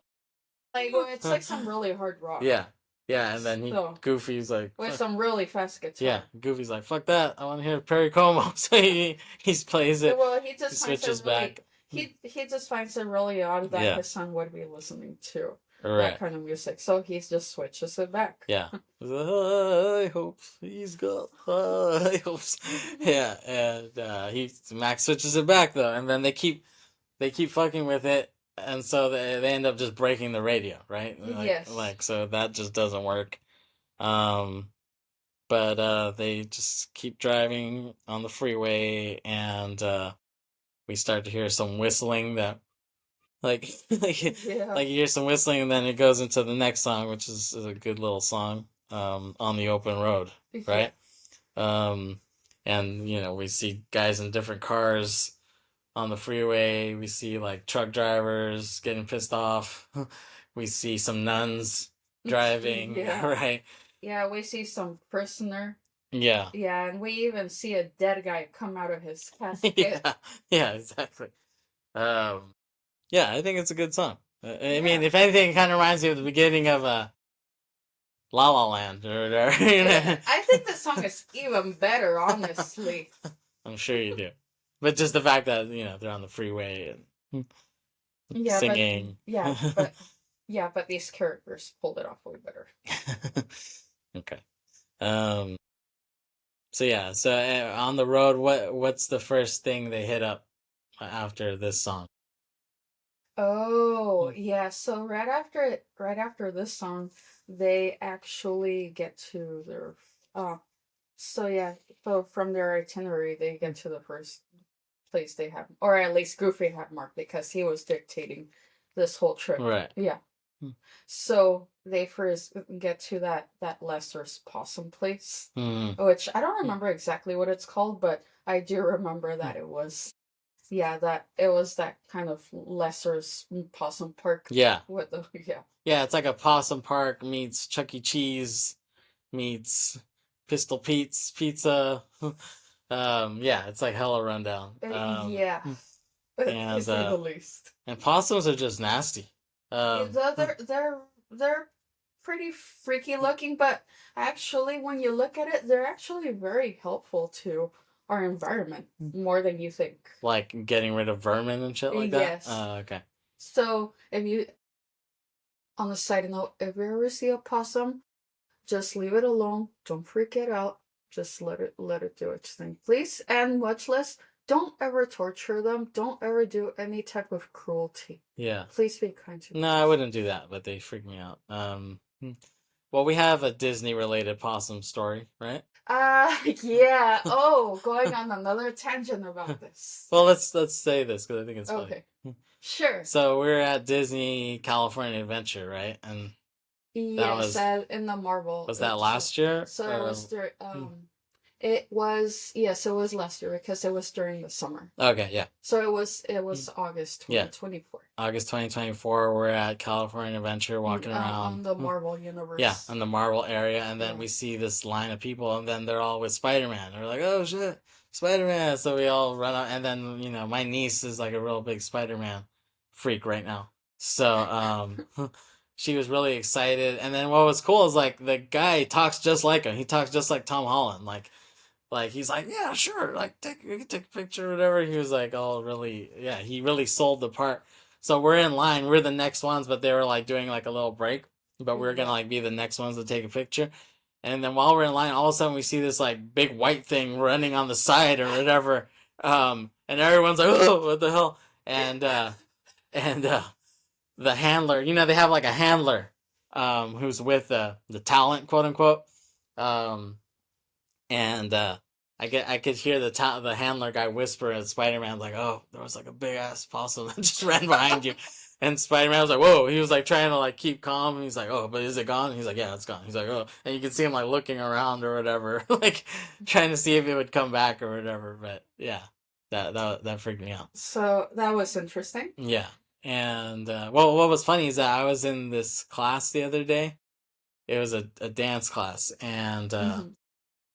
all of a sudden, out of nowhere, some possum ran in to the classroom, Huh. and I think the kids saw that. They were like, "Whoa!" They kind of freaked out a little bit. But then the dance instructor lady looked over and she saw it, and she was like, "Oh shit!" Like that's literally what she said. And then the possum just kind of ran out or whatever. But she was hella freaking out. It scared the crap out of her, and she was like, "Sorry, kids. Like, sorry." Don't listen to what I said, but yeah. So possums are freaky.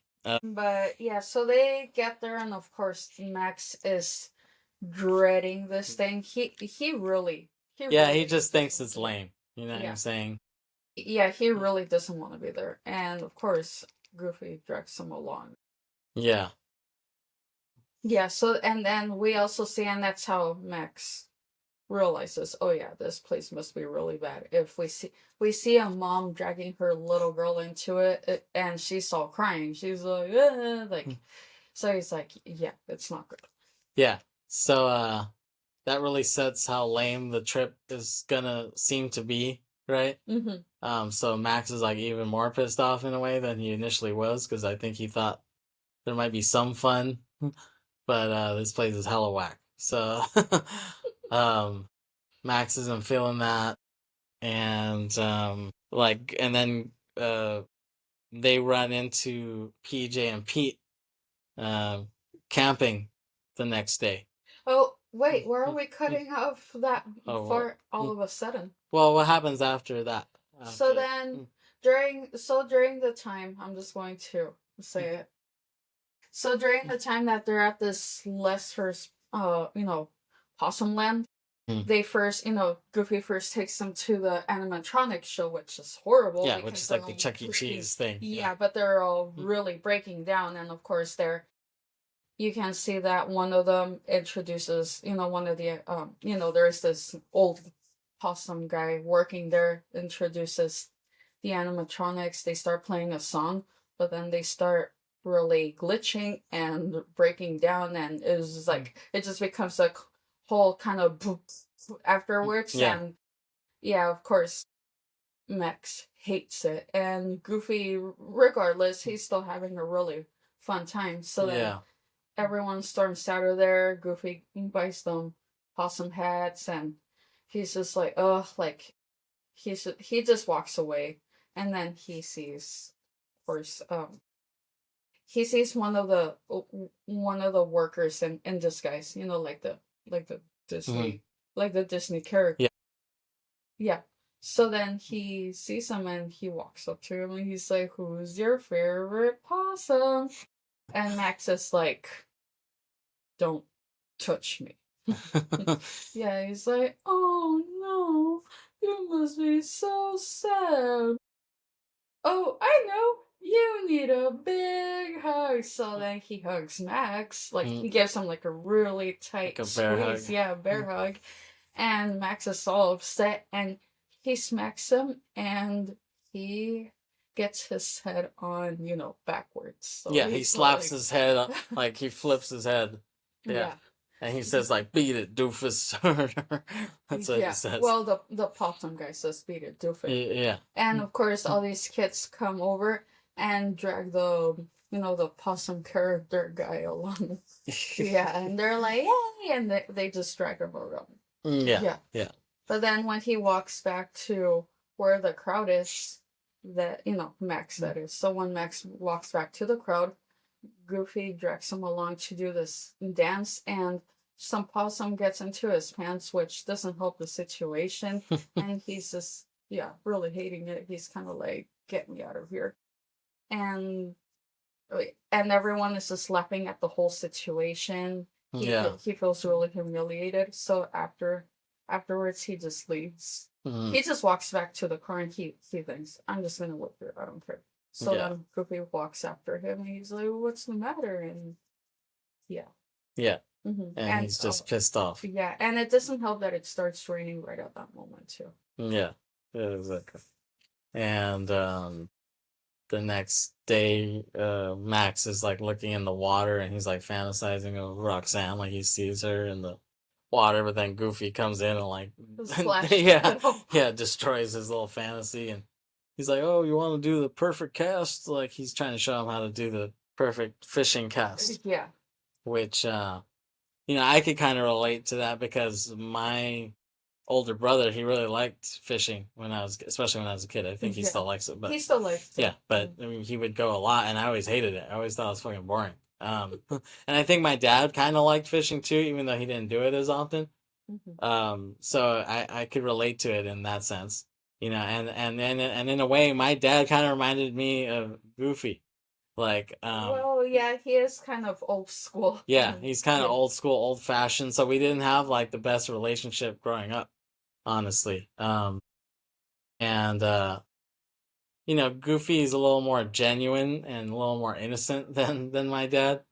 Um, so if Goofy was my dad, I probably would cut him a little more slack.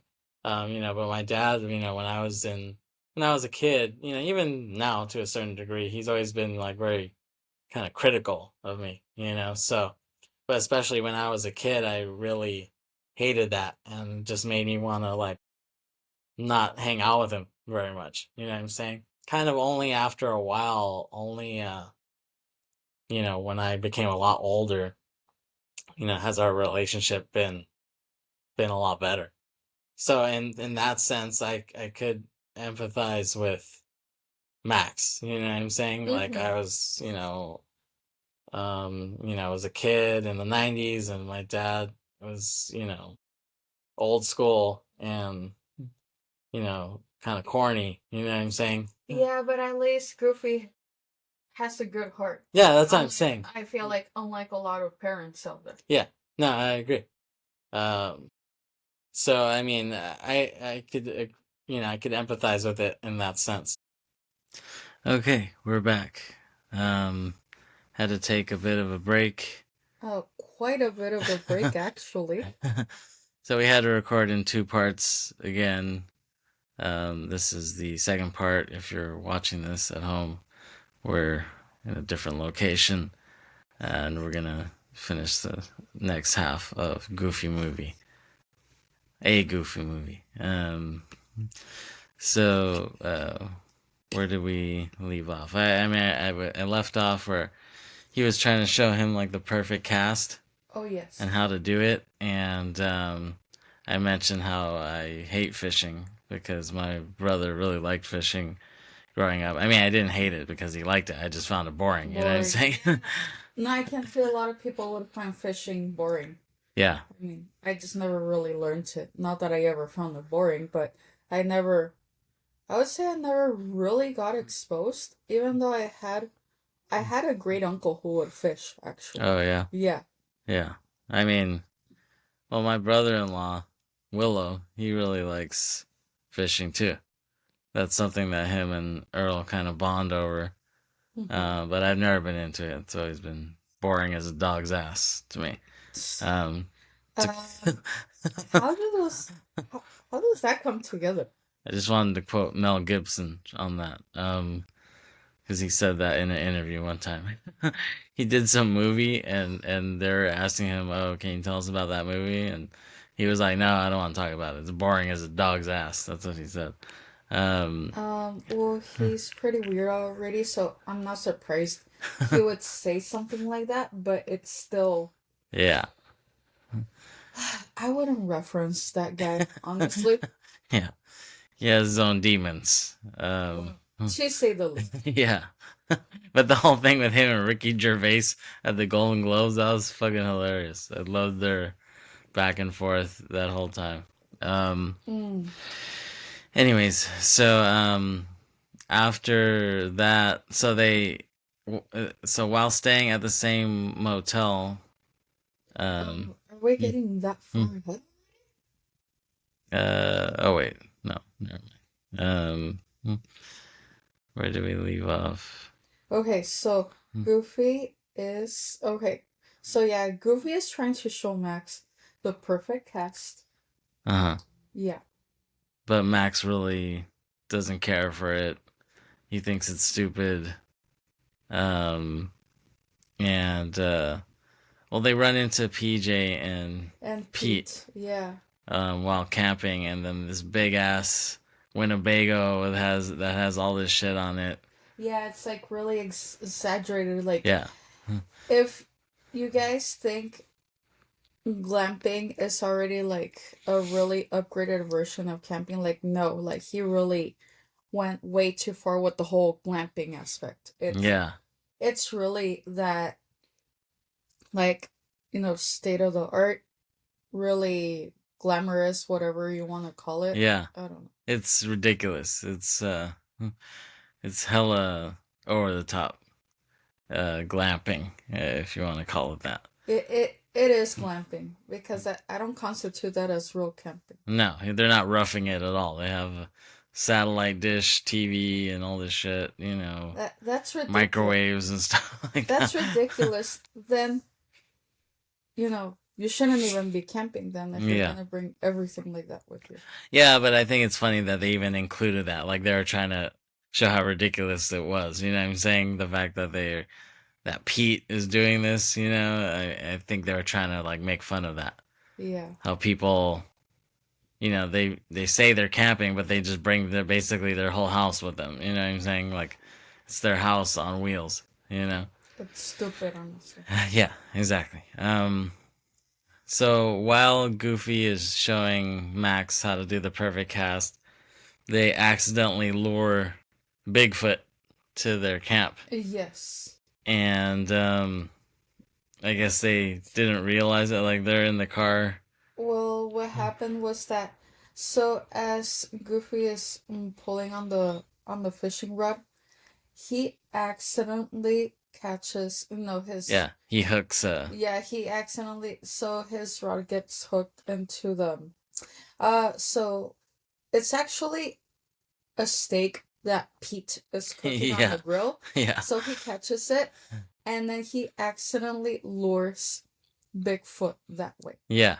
With that, because Bigfoot smells it and he's like, it smells good. Yeah. And would Bigfoot be a carnivore? Do you think? Oh, I'm sure he would be. Aren't primates vegetarians? You know what I'm saying? But Um, is it um, because I don't he's know. a crypto animal? Let me look into that now that you are mentioning it, but I don't know. Technically, aren't we primates and we're supposed to be omnivores? um, yeah, but there's debate on that. Like, there's debate that humans are meant to eat meat or whatever. Like technically, we can live without meat. Like, we can just eat like nuts and crap like that. Yeah. We can like get all the nutrients from like nuts and vegetables and stuff. Yeah, but I think earlier on we ate a lot of different things. Yeah. Yeah. So actually, I just found it, and it says the diet of Bigfoot did involve some meat, fruits and vegetables, eggs, honey, and scavenged fruit. So yeah, so primarily meat such as deer, elk, moose, small mammals, and fish. So So that's what Bigfoot eats. How do we know what Bigfoot eats? I just googled it. Yeah, but he's not real or whatever. But Well, like hypothetically, yeah, hypothetically, whoever made up this legend of Bigfoot, that's what they assume that okay, or that he would eat or they would eat. right? Well, I used to watch what was that? Monster Quest. I used to watch that a lot on History Channel, and they Hmm. would show all these like crypto animals. Bigfoot, Loch Ness monster, Mothman, and shit like that. Hmm. I always found Interesting. that very interesting. Um, so yeah, so it was funny seeing Bigfoot in this, goofy movie. As a kid, I always Yeah. been interested in like the macabre and shit like that. I always used to watch sightings when I was a kid because they would Uh-huh. show, aliens and Bigfoot and shit like that. So I was always really into that. So the fact that Bigfoot does a cameo in Goofy movie is pretty funny. Hmm. Um, and so because they see that Bigfoot is on their tail, they like hide in the car, right? Yeah, they have to run, and Pete sees that Bigfoot is approaching them, so he quickly snaps his, you know, He just packs his everything yeah up, right? his luxurious RV. Like he had already pulled out a pool, a Yeah, field, every exaggerated thing you can imagine possible. He managed to snap it back in 3 seconds, and yeah. he and PJ just He run just out of hauls there. ass out of there. Yeah, it's just like stupid. Yeah, As to where Goofy and Max are really struggling to get inside their tiny car and, yeah, and get the tent, and get the tent squared away. yeah. I mean, and they're just stuck in their little yellow car. And that's how you can tell Pete's an asshole. He didn't even think about Goofy at all. He just took off. You know what I'm saying? Yeah. He didn't think about his friend, quote unquote, his coworker, and his Well, son. that's what tells you that he's just a selfish jackass. Yeah, yeah, exactly. I mean, he doesn't even care about his son. He Yeah, just cares about himself. yeah. And so Bigfoot, is he like? I think he's like he finds their picnic basket or something, doesn't he? Yes, he does, actually. And he kind of eats Well, whatever's in yeah, there. he finds like a few different random things that they accidentally left outside. Yeah, Yeah. and he finds like somehow his Walkman falls on his head, right? Max's Walkman. Yeah. And what does he hear on the Walkman? So he hears "Staying Alive" by the Bee Gees. Yeah. Yeah. And he all of a sudden he's like, "What is this?" And then all of a sudden he starts smiling and he starts doing the disco, the Galileo fingers, or whatever. Like as a kid, I thought that was hilarious. I remember me and my friend Eddie, we loved that. Well, I also found it really funny, and even to this day, I still find it pretty funny. Yeah. And if anything, I remember I was somewhere they were selling all these bunch of different random pins. I think we were. Was that Disneyland or no? It might have been like maybe a couple years ago. Mm. And I bought a Bigfoot pin, but I don't know if it was Disneyland now looking at it. I think it was like a one of these random DIY shows, and Okay. someone was selling the pin, and you can actually move his hand up and down to for him to do that disco To do move. the Galileo. Yes, exactly. So you can actually like shuffle his hand, Right. with the finger pointing up, like up and down, up and down. So Yeah. it's pretty funny. Yeah. So I have that pin around somewhere. Yeah. What's funny is in Saturday. I mean, they're obviously referencing Saturday Night Fever with that because Yes. that's where the song came from Hmm. originally. Yeah. Staying Alive. And at this point it's kind of corny and cheesy. But at the time that was like pretty cool. That was like badass that the Bee Gees were Oh doing yeah. disco because their original music is very Beatley. You know what I'm Yeah. saying? Their Yeah. music from the '60s. You listen to the very early Yeah, music. and to me, Barry Gibb, he's one of the greatest songwriters of all time. He's written masterpieces, and one of his earliest songs actually is one of his best, honestly. And "To Love Hmm. Somebody," like to me, Oh that's one of the greatest songs ever written. I think. You know what I'm yeah. saying? That's his "Yesterday" to me. You know what I'm saying? That's his "Viva La Vida" Coldplay song. Oh Like, yeah. For like, sure. like it's just a masterpiece, and it's been covered a million times. But then they reinvented themselves in the '70s, and they, caught this disco wave, and that Saturday Night Fever album is one of the biggest of all time. It's fucking huge. Yeah. Um, so I mean, what's funny is that for the photo shoot, John Travolta was doing all these disco moves when they were taking pictures. He was doing dances, and then it was like a long ass photo shoot, and they were like, "Come on, like let's just do one more picture." And he was like, oh, I'm fucking exhausted or whatever. I want to get the hell out of here. And then the photographer's like, come on, just do one more pose or whatever. He's like, all right. He's like, this is what I'm going to do. So then he just did that Galileo. He's like, that's all. I'm just going to give you this pose and that's it. And then that ended up being like the disco pose. You know what I'm saying? That's what's funny about Yeah. it. You know? But yeah, so they managed to escape Bigfoot, right? Because he does Bigfoot fall asleep after a while, or like he's listening to the music and he falls asleep, or what happens? Yeah, so I remember that after a while, because they were waiting for him to either walk away or whatever, Mm-hmm. and they're locked inside their car. But then I remember they both start getting really hungry. Mm-hmm.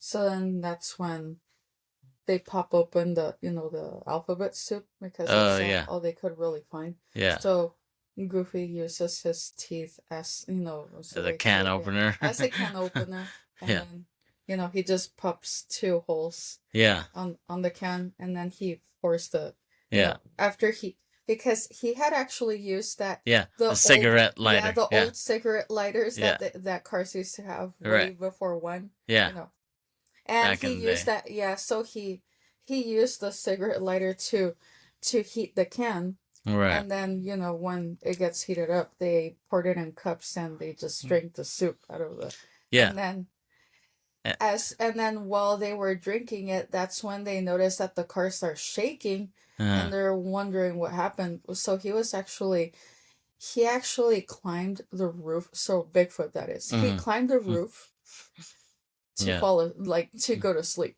So He he was fell asleep asleep. on the roof, Yeah, he right? was Yeah. asleep on the roof of the car. Yeah. Yeah. But yeah, but going back to the soup, it's actually a very sentimental Yeah. moment. It's like one of the Yeah. first poignant moments of the film, right? Yeah, for sure. Because it reminds Goofy when he sees that, he's like, hi, Dad, soup. And Max is like, what? And he's like, hi, Dad, soup. You don't remember that? And he's like, what's that? Or whatever. He's like, oh, you used to, like, when you had alphabet soup, you used to leave. Yeah, like you used to spell like little messages out for me. Yeah, and used to put like "Hi Dad." Used to leave like "Hi Dad" there, and I would see it, and he's like, and I would, love it. Um, Mm-hmm. so then after a while, like they eat the soup, and then he falls asleep, right? Like Max falls asleep, and then Yeah. Goofy looks in the He container. Well, yeah, because Max had handed him his cup, Yeah, and well, I think Max tries to take a nap yeah, actually. So then Goofy looks inside of the cup and he sees that he had actually spelled out "Hi, Dad," and you could tell that Goofy is like being brought to tears because of it. yeah, Yeah. yeah. He like winces when he sees it. Yeah. He winces the night away. Um, Not that we really care about that band at this point. If Just look up "When Sing the Night Away" and you'll see who we're talking about. yeah. It's a band that I used to like a long time ago. Well, and George mentioned them on Rush Hour for some damn reason. How did that Because he happen? was saying in Rush Hour 2, there's a piece of music, it reminds him of this song. Or you mean of this band? Yeah, of this band. Like, Yeah. because it's like, oh, it sounds just like this song from the first So album. yeah. So I think probably "When Sing the Night Away" was the last album I liked by this band. Yeah, me So too. That was the last album I was really fucking with. And then he ended up doing some weird side project that I wasn't really fucking with. yeah. Anyways, But yeah. yeah, we digress. So then the next morning, Goofy makes Max the navigator of the trip. He's like, okay, you're my GPS. Yeah. You tell me where to go. Um, But here's the thing. It happened at a diner. So right. I think he just thought like, oh, like, we're having breakfast here, and he thought, you know what? I think my son is of age to start being responsible, so I'll let him make some decisions. And he announces it to everybody eating there. Yeah. Yeah. Yeah, that's cringeworthy, right? If you're Yeah. Max. Yeah. Uh, Oh, for yeah, sure. he wasn't feeling that. Well, but what's interesting? So three straight years in the 90s, at least, maybe more, but 3 straight years there were cross country road trip movies that I really loved. Hmm. So, 94, what's a cross country road trip movie that we love from 1994? It said Dumb and Dumb Dumber. and Dumber. Ding! Yeah, but they weren't supposed to go No, that but far away, but they were so stupid that they ended up driving around like yeah, crazy. but they have the same scene, the same like fork in the road scene. You know what I'm saying? And like, Yeah. where do we go? Like, it has that same sort of scene. So that was 94, Dumb and Dumber. 95, a Goofy movie. 96, it's another road trip movie, actually, from the same directors of Dumb and Dumber. Um, a little movie called Kingpin. Oh, that movie. Oh, Yeah, jeez. Well, we have to talk about that one yeah, sometime. yeah. I love Kingpin. Um, so yeah, you got 3 straight years. Uh-huh. Two of the films are from the same directors, believe it or not. Yeah. But yeah, you got 3 straight years of good cross country road trip movies. So yeah, he announces that in the diner, and then it says that night while staying at the same motel, Pete overhears a conversation between Max and PJ and informs Goofy that Max has tricked him into traveling to Los Angeles. Um, Wait, are we getting that far ahead? because what happens in between? So remember after he declares Max the, Yeah, pretty much like I guess the the direct GPS basically. GPS of Yeah, their road trip. You just see that there's a montage of places that Max would like to go to, like they go to an amusement park and they're on a roller coaster, and while Max is thrilled, Goofy's getting sick. yeah. That's like me and you on a roller coaster. you know? Well, for anyone who knows me, I've always really liked roller coasters. Yeah. I don't know why. I feel like I am somewhat of an adrenaline junkie. yeah, and I fucking hate them. But that just goes to show you what a team player I am. Even though I hate them, I'll still ride them often Yeah, with Aileen. even though lately I have not forced them to, because the last couple of times we have been to Disneyland, we I have gotten on the Incredicoaster with our niece, Yeah. and I don't make him ride it because I know that he really doesn't like roller coasters. Even though selfish, crazy me would have made him ride it way before. I remember we used to have season passes to Knott's Berry Farm, Yeah. and the one ride that I would make him ride all the rides that I wanted to go on. But the one ride that I had made him go on once, and he really hated it, was the Ghost Rider. Yeah. Yeah. That ride's pretty scary. Because it's just like wooden and rickety and it's like hella loose. Like you're in the seat and it doesn't like there's no seat belt. So when you wiggle in there, you feel like you're gonna fall out of the fucking cart. like Yeah, it's a pretty, because it's wooden, it's a pretty old and rickety ride. yeah. And that's the reason why sometimes they have to shut it down seasonally. It's to be For able to maintenance. Yeah, it's Yeah. to be able to maintain the ride. Because if you just have it riding all year long, who knows what would happen. Yeah. What's that one ride that everyone like when they go on they come back down they're all like traumatized by it when I they think get it's called like the accelerated. accelerator. Yeah. Yeah. Yeah, like But that we have. Wait, did we ever ride it? no. No, yeah, I think you were way too scared. Yeah, no. And even I was kind of like, you know what? Even for me, that was kind of Yeah, scary. cuz people walk off that ride like they've just been molested by Freddy Krueger or something. That's they just Whoa, that I was not expecting that description. like they just their faces are just like so traumatized when they walk off that ride. It's just crazy. I'm like, I'm not riding that shit. you see their faces as they're walking off this or trying to walk off this because they're like really trembling after that. You know? Yeah, I see what you're saying, but I Yeah. don't know if I would have used that description. But it still looks pretty rough. Yeah. Well, like I said, I'm trying to emphasize the horror of it. Um, So and Goofy doesn't believe Pete though. He doesn't believe that. He thinks Pete's lying to like piss him off, Mm-hmm. about Max wanting to go to LA, you know. Um, But yeah, so the reason how this ended up happening, because let me tell you guys, Kevin is already getting way ahead of it, but he's not even describing that. well, that's why I Goofy, told you. so yeah, Goofy and Max, okay, so Goofy and Max are staying at this motel, which Pete and PJ also end up staying at the same place.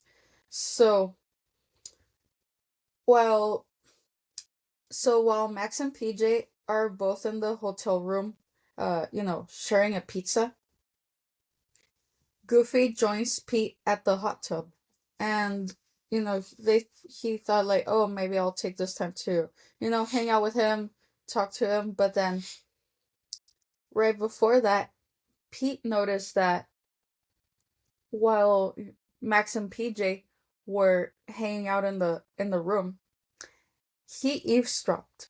He thought like, oh, let's see what I can get, out of these kids' conversation. But then, he overheard Max saying like, oh, like I changed the itinerary on our road trip map. So we've been hitting different places. And he said, but the one thing that my dad doesn't know is that our last stop will be in LA to hopefully go to the Powerline concert.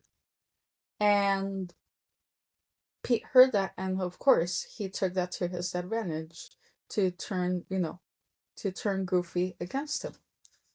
right. So that's what he tells him in the hot tub. But then when Pete tells that to Goofy, he's like, I don't believe you. And he's like, what? And he's like, yeah. He's like, I don't believe my son would ever do something like that. He's like, I'm just letting you know, like, you should really try to get to know your son better. Yeah. And he's like, what do you mean? He's like, hey, I'm just letting you know, my son respects me.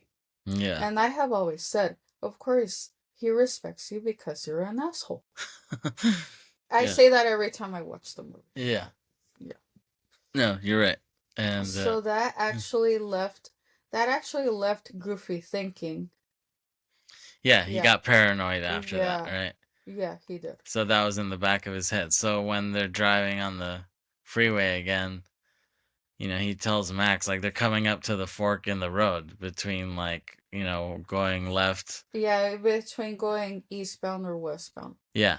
Yeah. So he's like, "All right, Max, you're the navigator. Tell me where to go." Like he tells him that, and Max is like, okay, and he's like, well, come on, Max. Like they're getting hella close to the, you know, to the split in the road, and Max doesn't know what to do, and he's just like, and Goofy's freaking out, and then Max is just like left, and he just like skids at the last moment. He like even slightly screeches against like the the freeway or whatever. Yeah. And he goes to the left, and you can see Goofy is all disappointed when he, made that decision. Yeah. And he's sad. His face goes long, Yeah.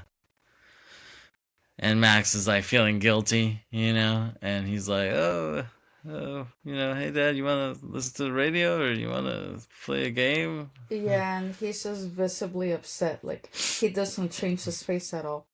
Yeah. No matter what Max tells him. Yeah, exactly. And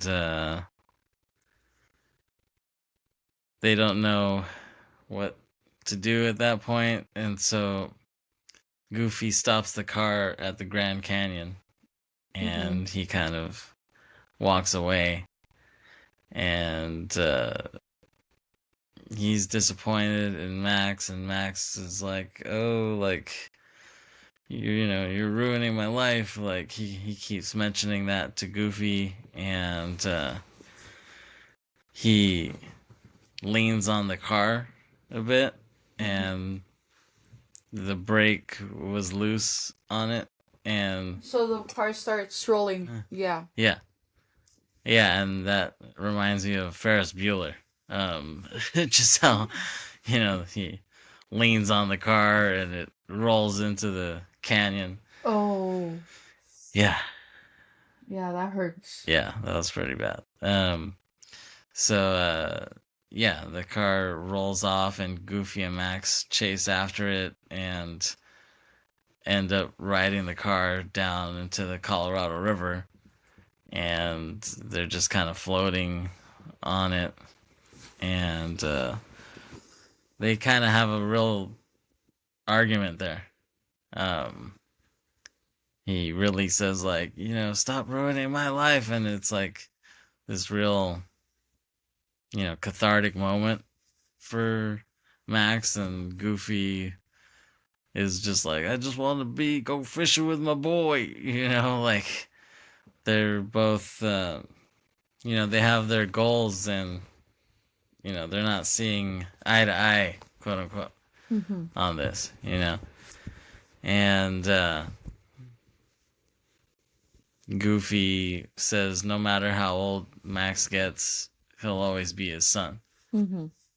And the two, they start to go into song, right? Yeah. Oh. Yeah. And this song, it's probably the saddest song in the movie, right? Yes, I would say so. Yeah. Um, what's the song called? It's Nobody Else But You, right? Oh. Yeah, I mean, when I was a kid and I would see this scene and I would kind of think about it, it would make me really sad. Because I would just think like, oh, I don't have the best relationship with my dad. Mm-hmm. And Well, I would say the same thing. yeah, Probably even worse, honestly. yeah. But like this catharsis that he gets here, like them reconciling, Mm-hmm. it's almost like this is like what I wanted for me and my dad at that Mm-hmm. point, but I never really got that. Mm-hmm. So in a way, this was like my inception moment where like Killian Murphy, he's like dreaming that his dad is on his deathbed or whatever, and Oh. his dad is like, he's like open the safe, and then he opens the safe and it's like the picture of him, him as a kid with him with the pinwheel or whatever, and he like cries when he sees that Oh. or whatever. Yeah. Like this is like, my inception moment of seeing Goofy and Max, sing this song and reconcile and love each other. Mm-hmm. But yeah, it's a really good song. It's really sad. Um, Nobody else but you. Mm. Yeah, it's sad, but Yeah. Oh, it really is. yeah, it's a beautiful scene. And so after learning about Max's promise to Roxanne, Goofy decides to take him to the concert, right? The Powerline concert. Yeah. Um, and Max is like, "Oh, well, thanks, Dad." And then he's like, "Oh, like, watch out for that waterfall." And Oh yeah. Goofy's like, "Waterfall." Well, at first he kind of brushes it off Yeah, like, "Oh, waterfall. Like I don't see one." But yeah, then he realizes there really is one, so he starts freaking out. yeah, yeah. But then, as they're like falling off the waterfall, Max rescues Goofy using the perfect cast technique. Like he ends up doing that technique, and they hang Yeah. by the hook of that, right? Mm-hmm. And that Yeah. that saves their lives. And then we cut to L.A. and we could hear the Powerline music kick in. And is it supposed to be like the Great Western Forum or something like that? It, I mean, probably. yeah, it kind of looks like that. Does it? Yeah, it does. Yeah, we hear the Powerline music bumping, and then What is it called nowadays? well, I mean, I don't know if they have like I think they tore that down or So they whatever. tore that Yeah, down. yeah, the Oh. Forum. Because I mean the Lakers play at Staples Center, Mm-hmm. which is actually it's this crypto.com arena now. I know. Ridiculous name, if you ask me, Yeah, but I know. whatever. Stupid. Um, so Max and Goofy arrive at the concert, and they sneak on to the stage and they have to, fool people backstage and climb the catwalk and shit like that, and Mm. and they end up stumbling on stage, and Powerline's like, oh, who the hell are you guys, or whatever, but then they just start dancing, so he's like, all right, he just kind of Yeah, rolls so with it, you right? can see it's like a bit of going back and forth between, Goofy and Max being at the Powerline concert, but then back home you can see that all his friends are at Stacy's house watching the concert Yeah, live on pay-per-view. yeah. So Roxanne is there. And when Goofy like winds up on stage, Max is like, Dad, do the perfect cast. And he's like, okay. And he starts doing that perfect cast, and it like so happens to mirror his dancing, yeah. of Powerline's moves. And the documentary that they did, you can see that they like kind of rotoscoped it. Like they took video of real dudes dancing, and then they animated it Yeah. based on that. It's pretty cool. And that was like, now it makes sense. Not because it was like, wow, this dancing is really fluid. You know what I'm saying? Like how they do Yeah. that. But yeah, now it makes really real sense looking back. Um, yeah, and so Roxanne does see, you know, Max and Goofy dancing with Powerline, so he does end up fulfilling that, wish and that dream that he said to her, and she can see that he wasn't bullshitting about it. But Max and Goofy return home in their barely functioning car. It's like you can hear it like you know. Yeah, I mean, after it had already been in the water and everything, Yeah, so. I'm surprised it even still ran.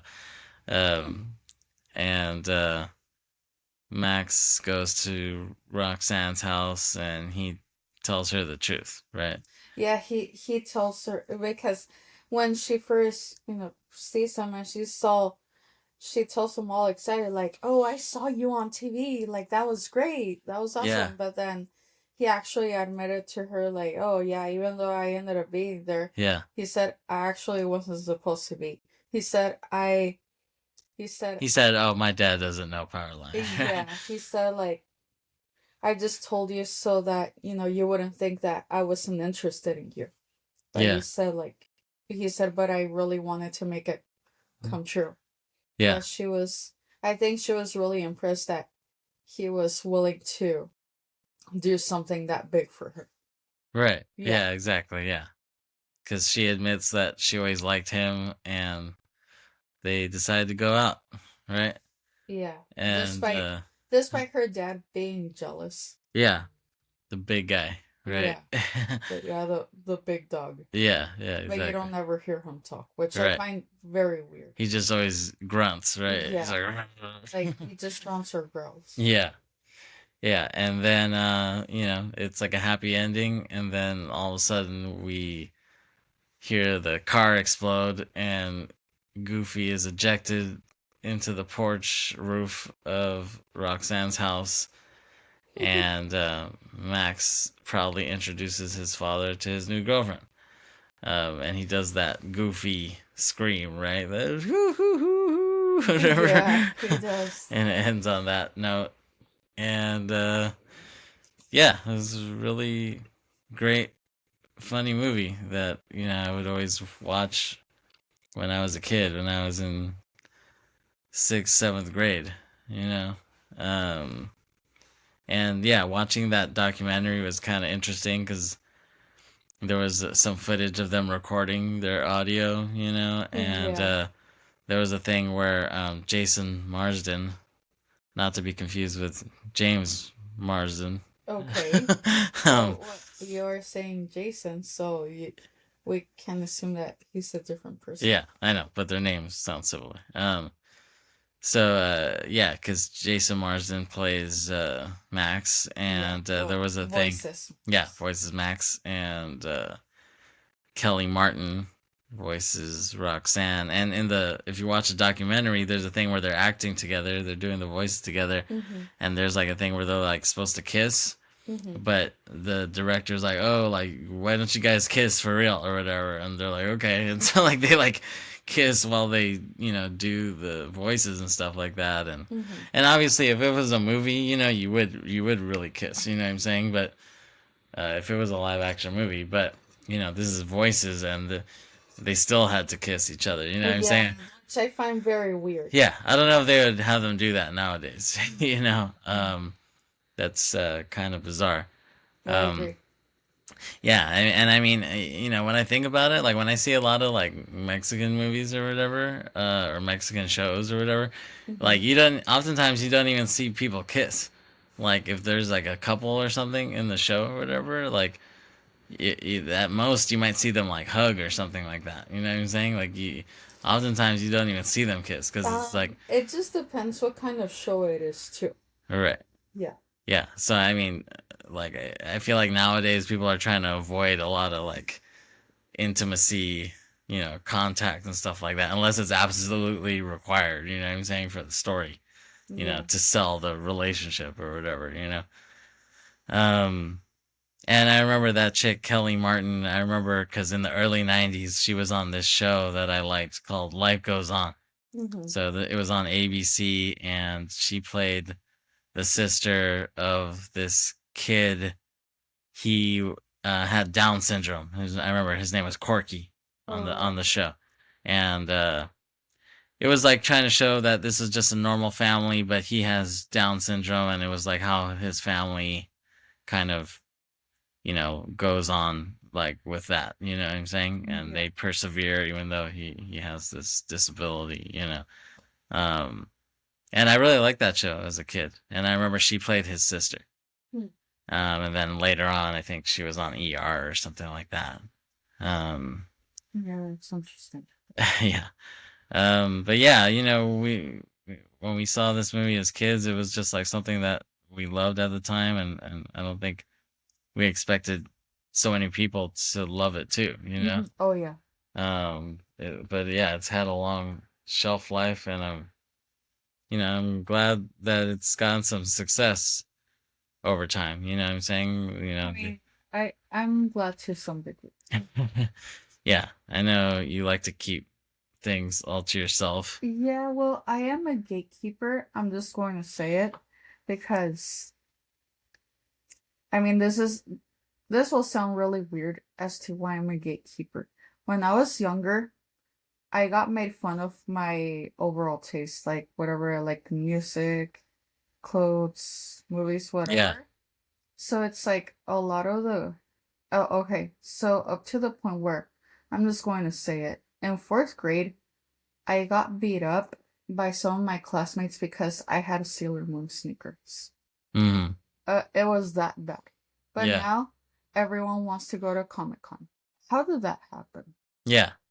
Yeah. Like the world just shifted. You know what I'm saying? Like the world just twisted around. And now the cool kids do nerdy shit. You know what I'm saying?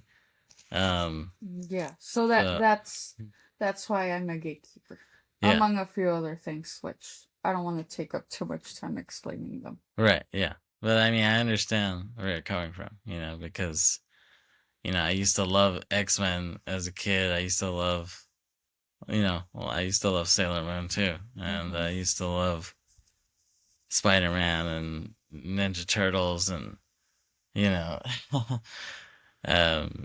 video games, Sonic and stuff like that, Street Fighter. I loved all that stuff, and after a certain point, a lot of kids grew up from that. They're kind of like, okay, I'm a teenager now. I'm not into this shit like that anymore. You know what I'm saying? Um, so if you were still like into that stuff after a while, you were considered pretty nerdy. Yeah. But now it's like you can keep that stuff your whole life now. You know what I'm saying? There's 30, 40-year olds who are collecting Pokemon cards. You know what I'm saying? Who shall remain nameless. Hmm. But it's like not considered a nerdy thing anymore. You know what I'm saying? Whereas before, you would be ridiculed and Yeah. possibly killed. Um, Wow, I mean, that's taking it to the extreme. I understand, that it's like there's all these Johnny come latelys now, it seems like, who love this film, and it's like, were you there since day one? Were you a day one Goofy movie head? You know? Um, the score for the film was done by Carter Burwell, who this is his second time, I think, on Briterion Bollection, because he also did one of our favorite films, Mm-hmm. Kids Are All Right. That's true. So, and he's done a lot of good shit, honestly. When you look over his filmography, he's done quite a lot of good scores. He did Where the Wild Things Are. He Mm. did In Bruges. Yeah. And those are just some of his obscure-ish movies. He's done a lot of bigger films than that. Um, is there anything else you wanted to say about Goofy movie, Aileen? Well, I just want to say that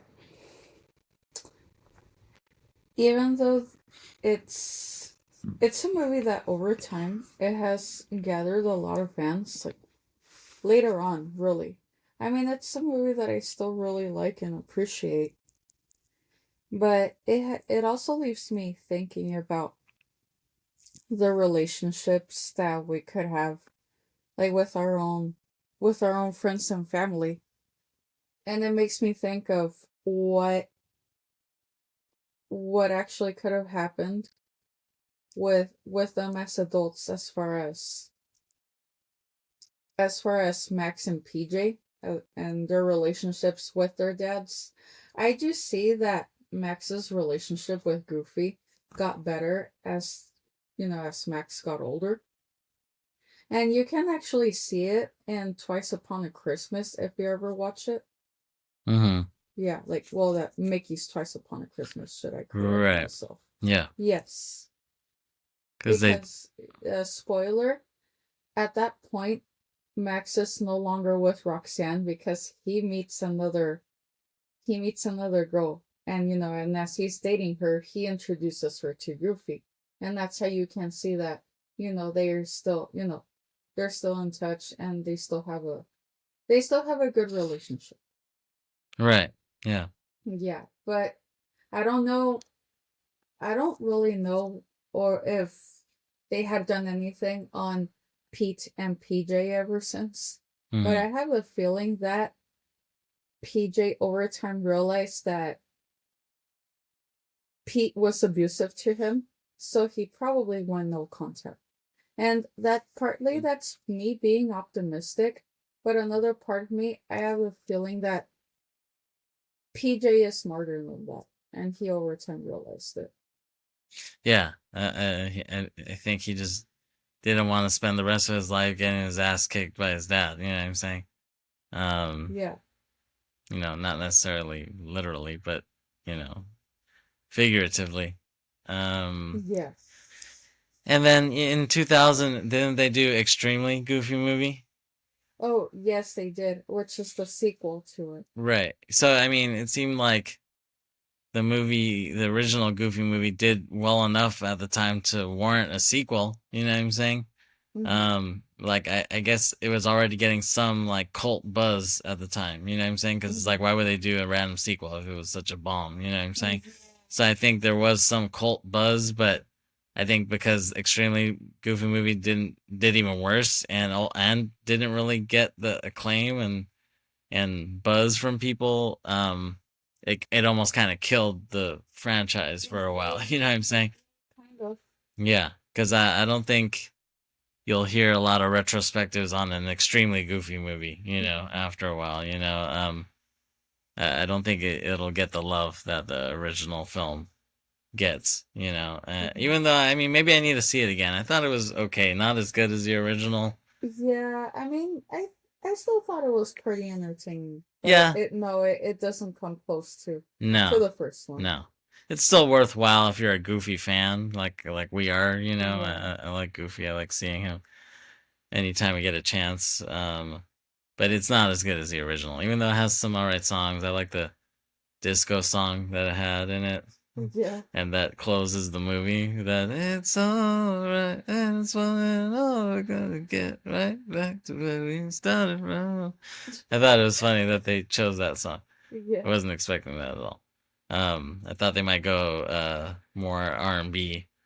You know, it would have been nice if they got like Aaliyah for the sequel or something like that. You know, Hmm. that would have been cool. Timbaland production. I don't know about that. um, anything else on Goofy movie? Well, one other thing is that I think, as corny as they can be, I think we need more dads to be like Goofy, and way less like Pete. Like, Yeah, for please be sure. way less like Pete. More Just Goofies, less Pete's. yes. Um, okay, that was a Goofy movie. Thank you for listening out there. Thank you, Aileen, for your insight on this film. Yeah, well, I felt like I had to be a part of this one. Yeah, exactly. Catch us next time on Briterion Bollection. Peace out. Bye. Bye.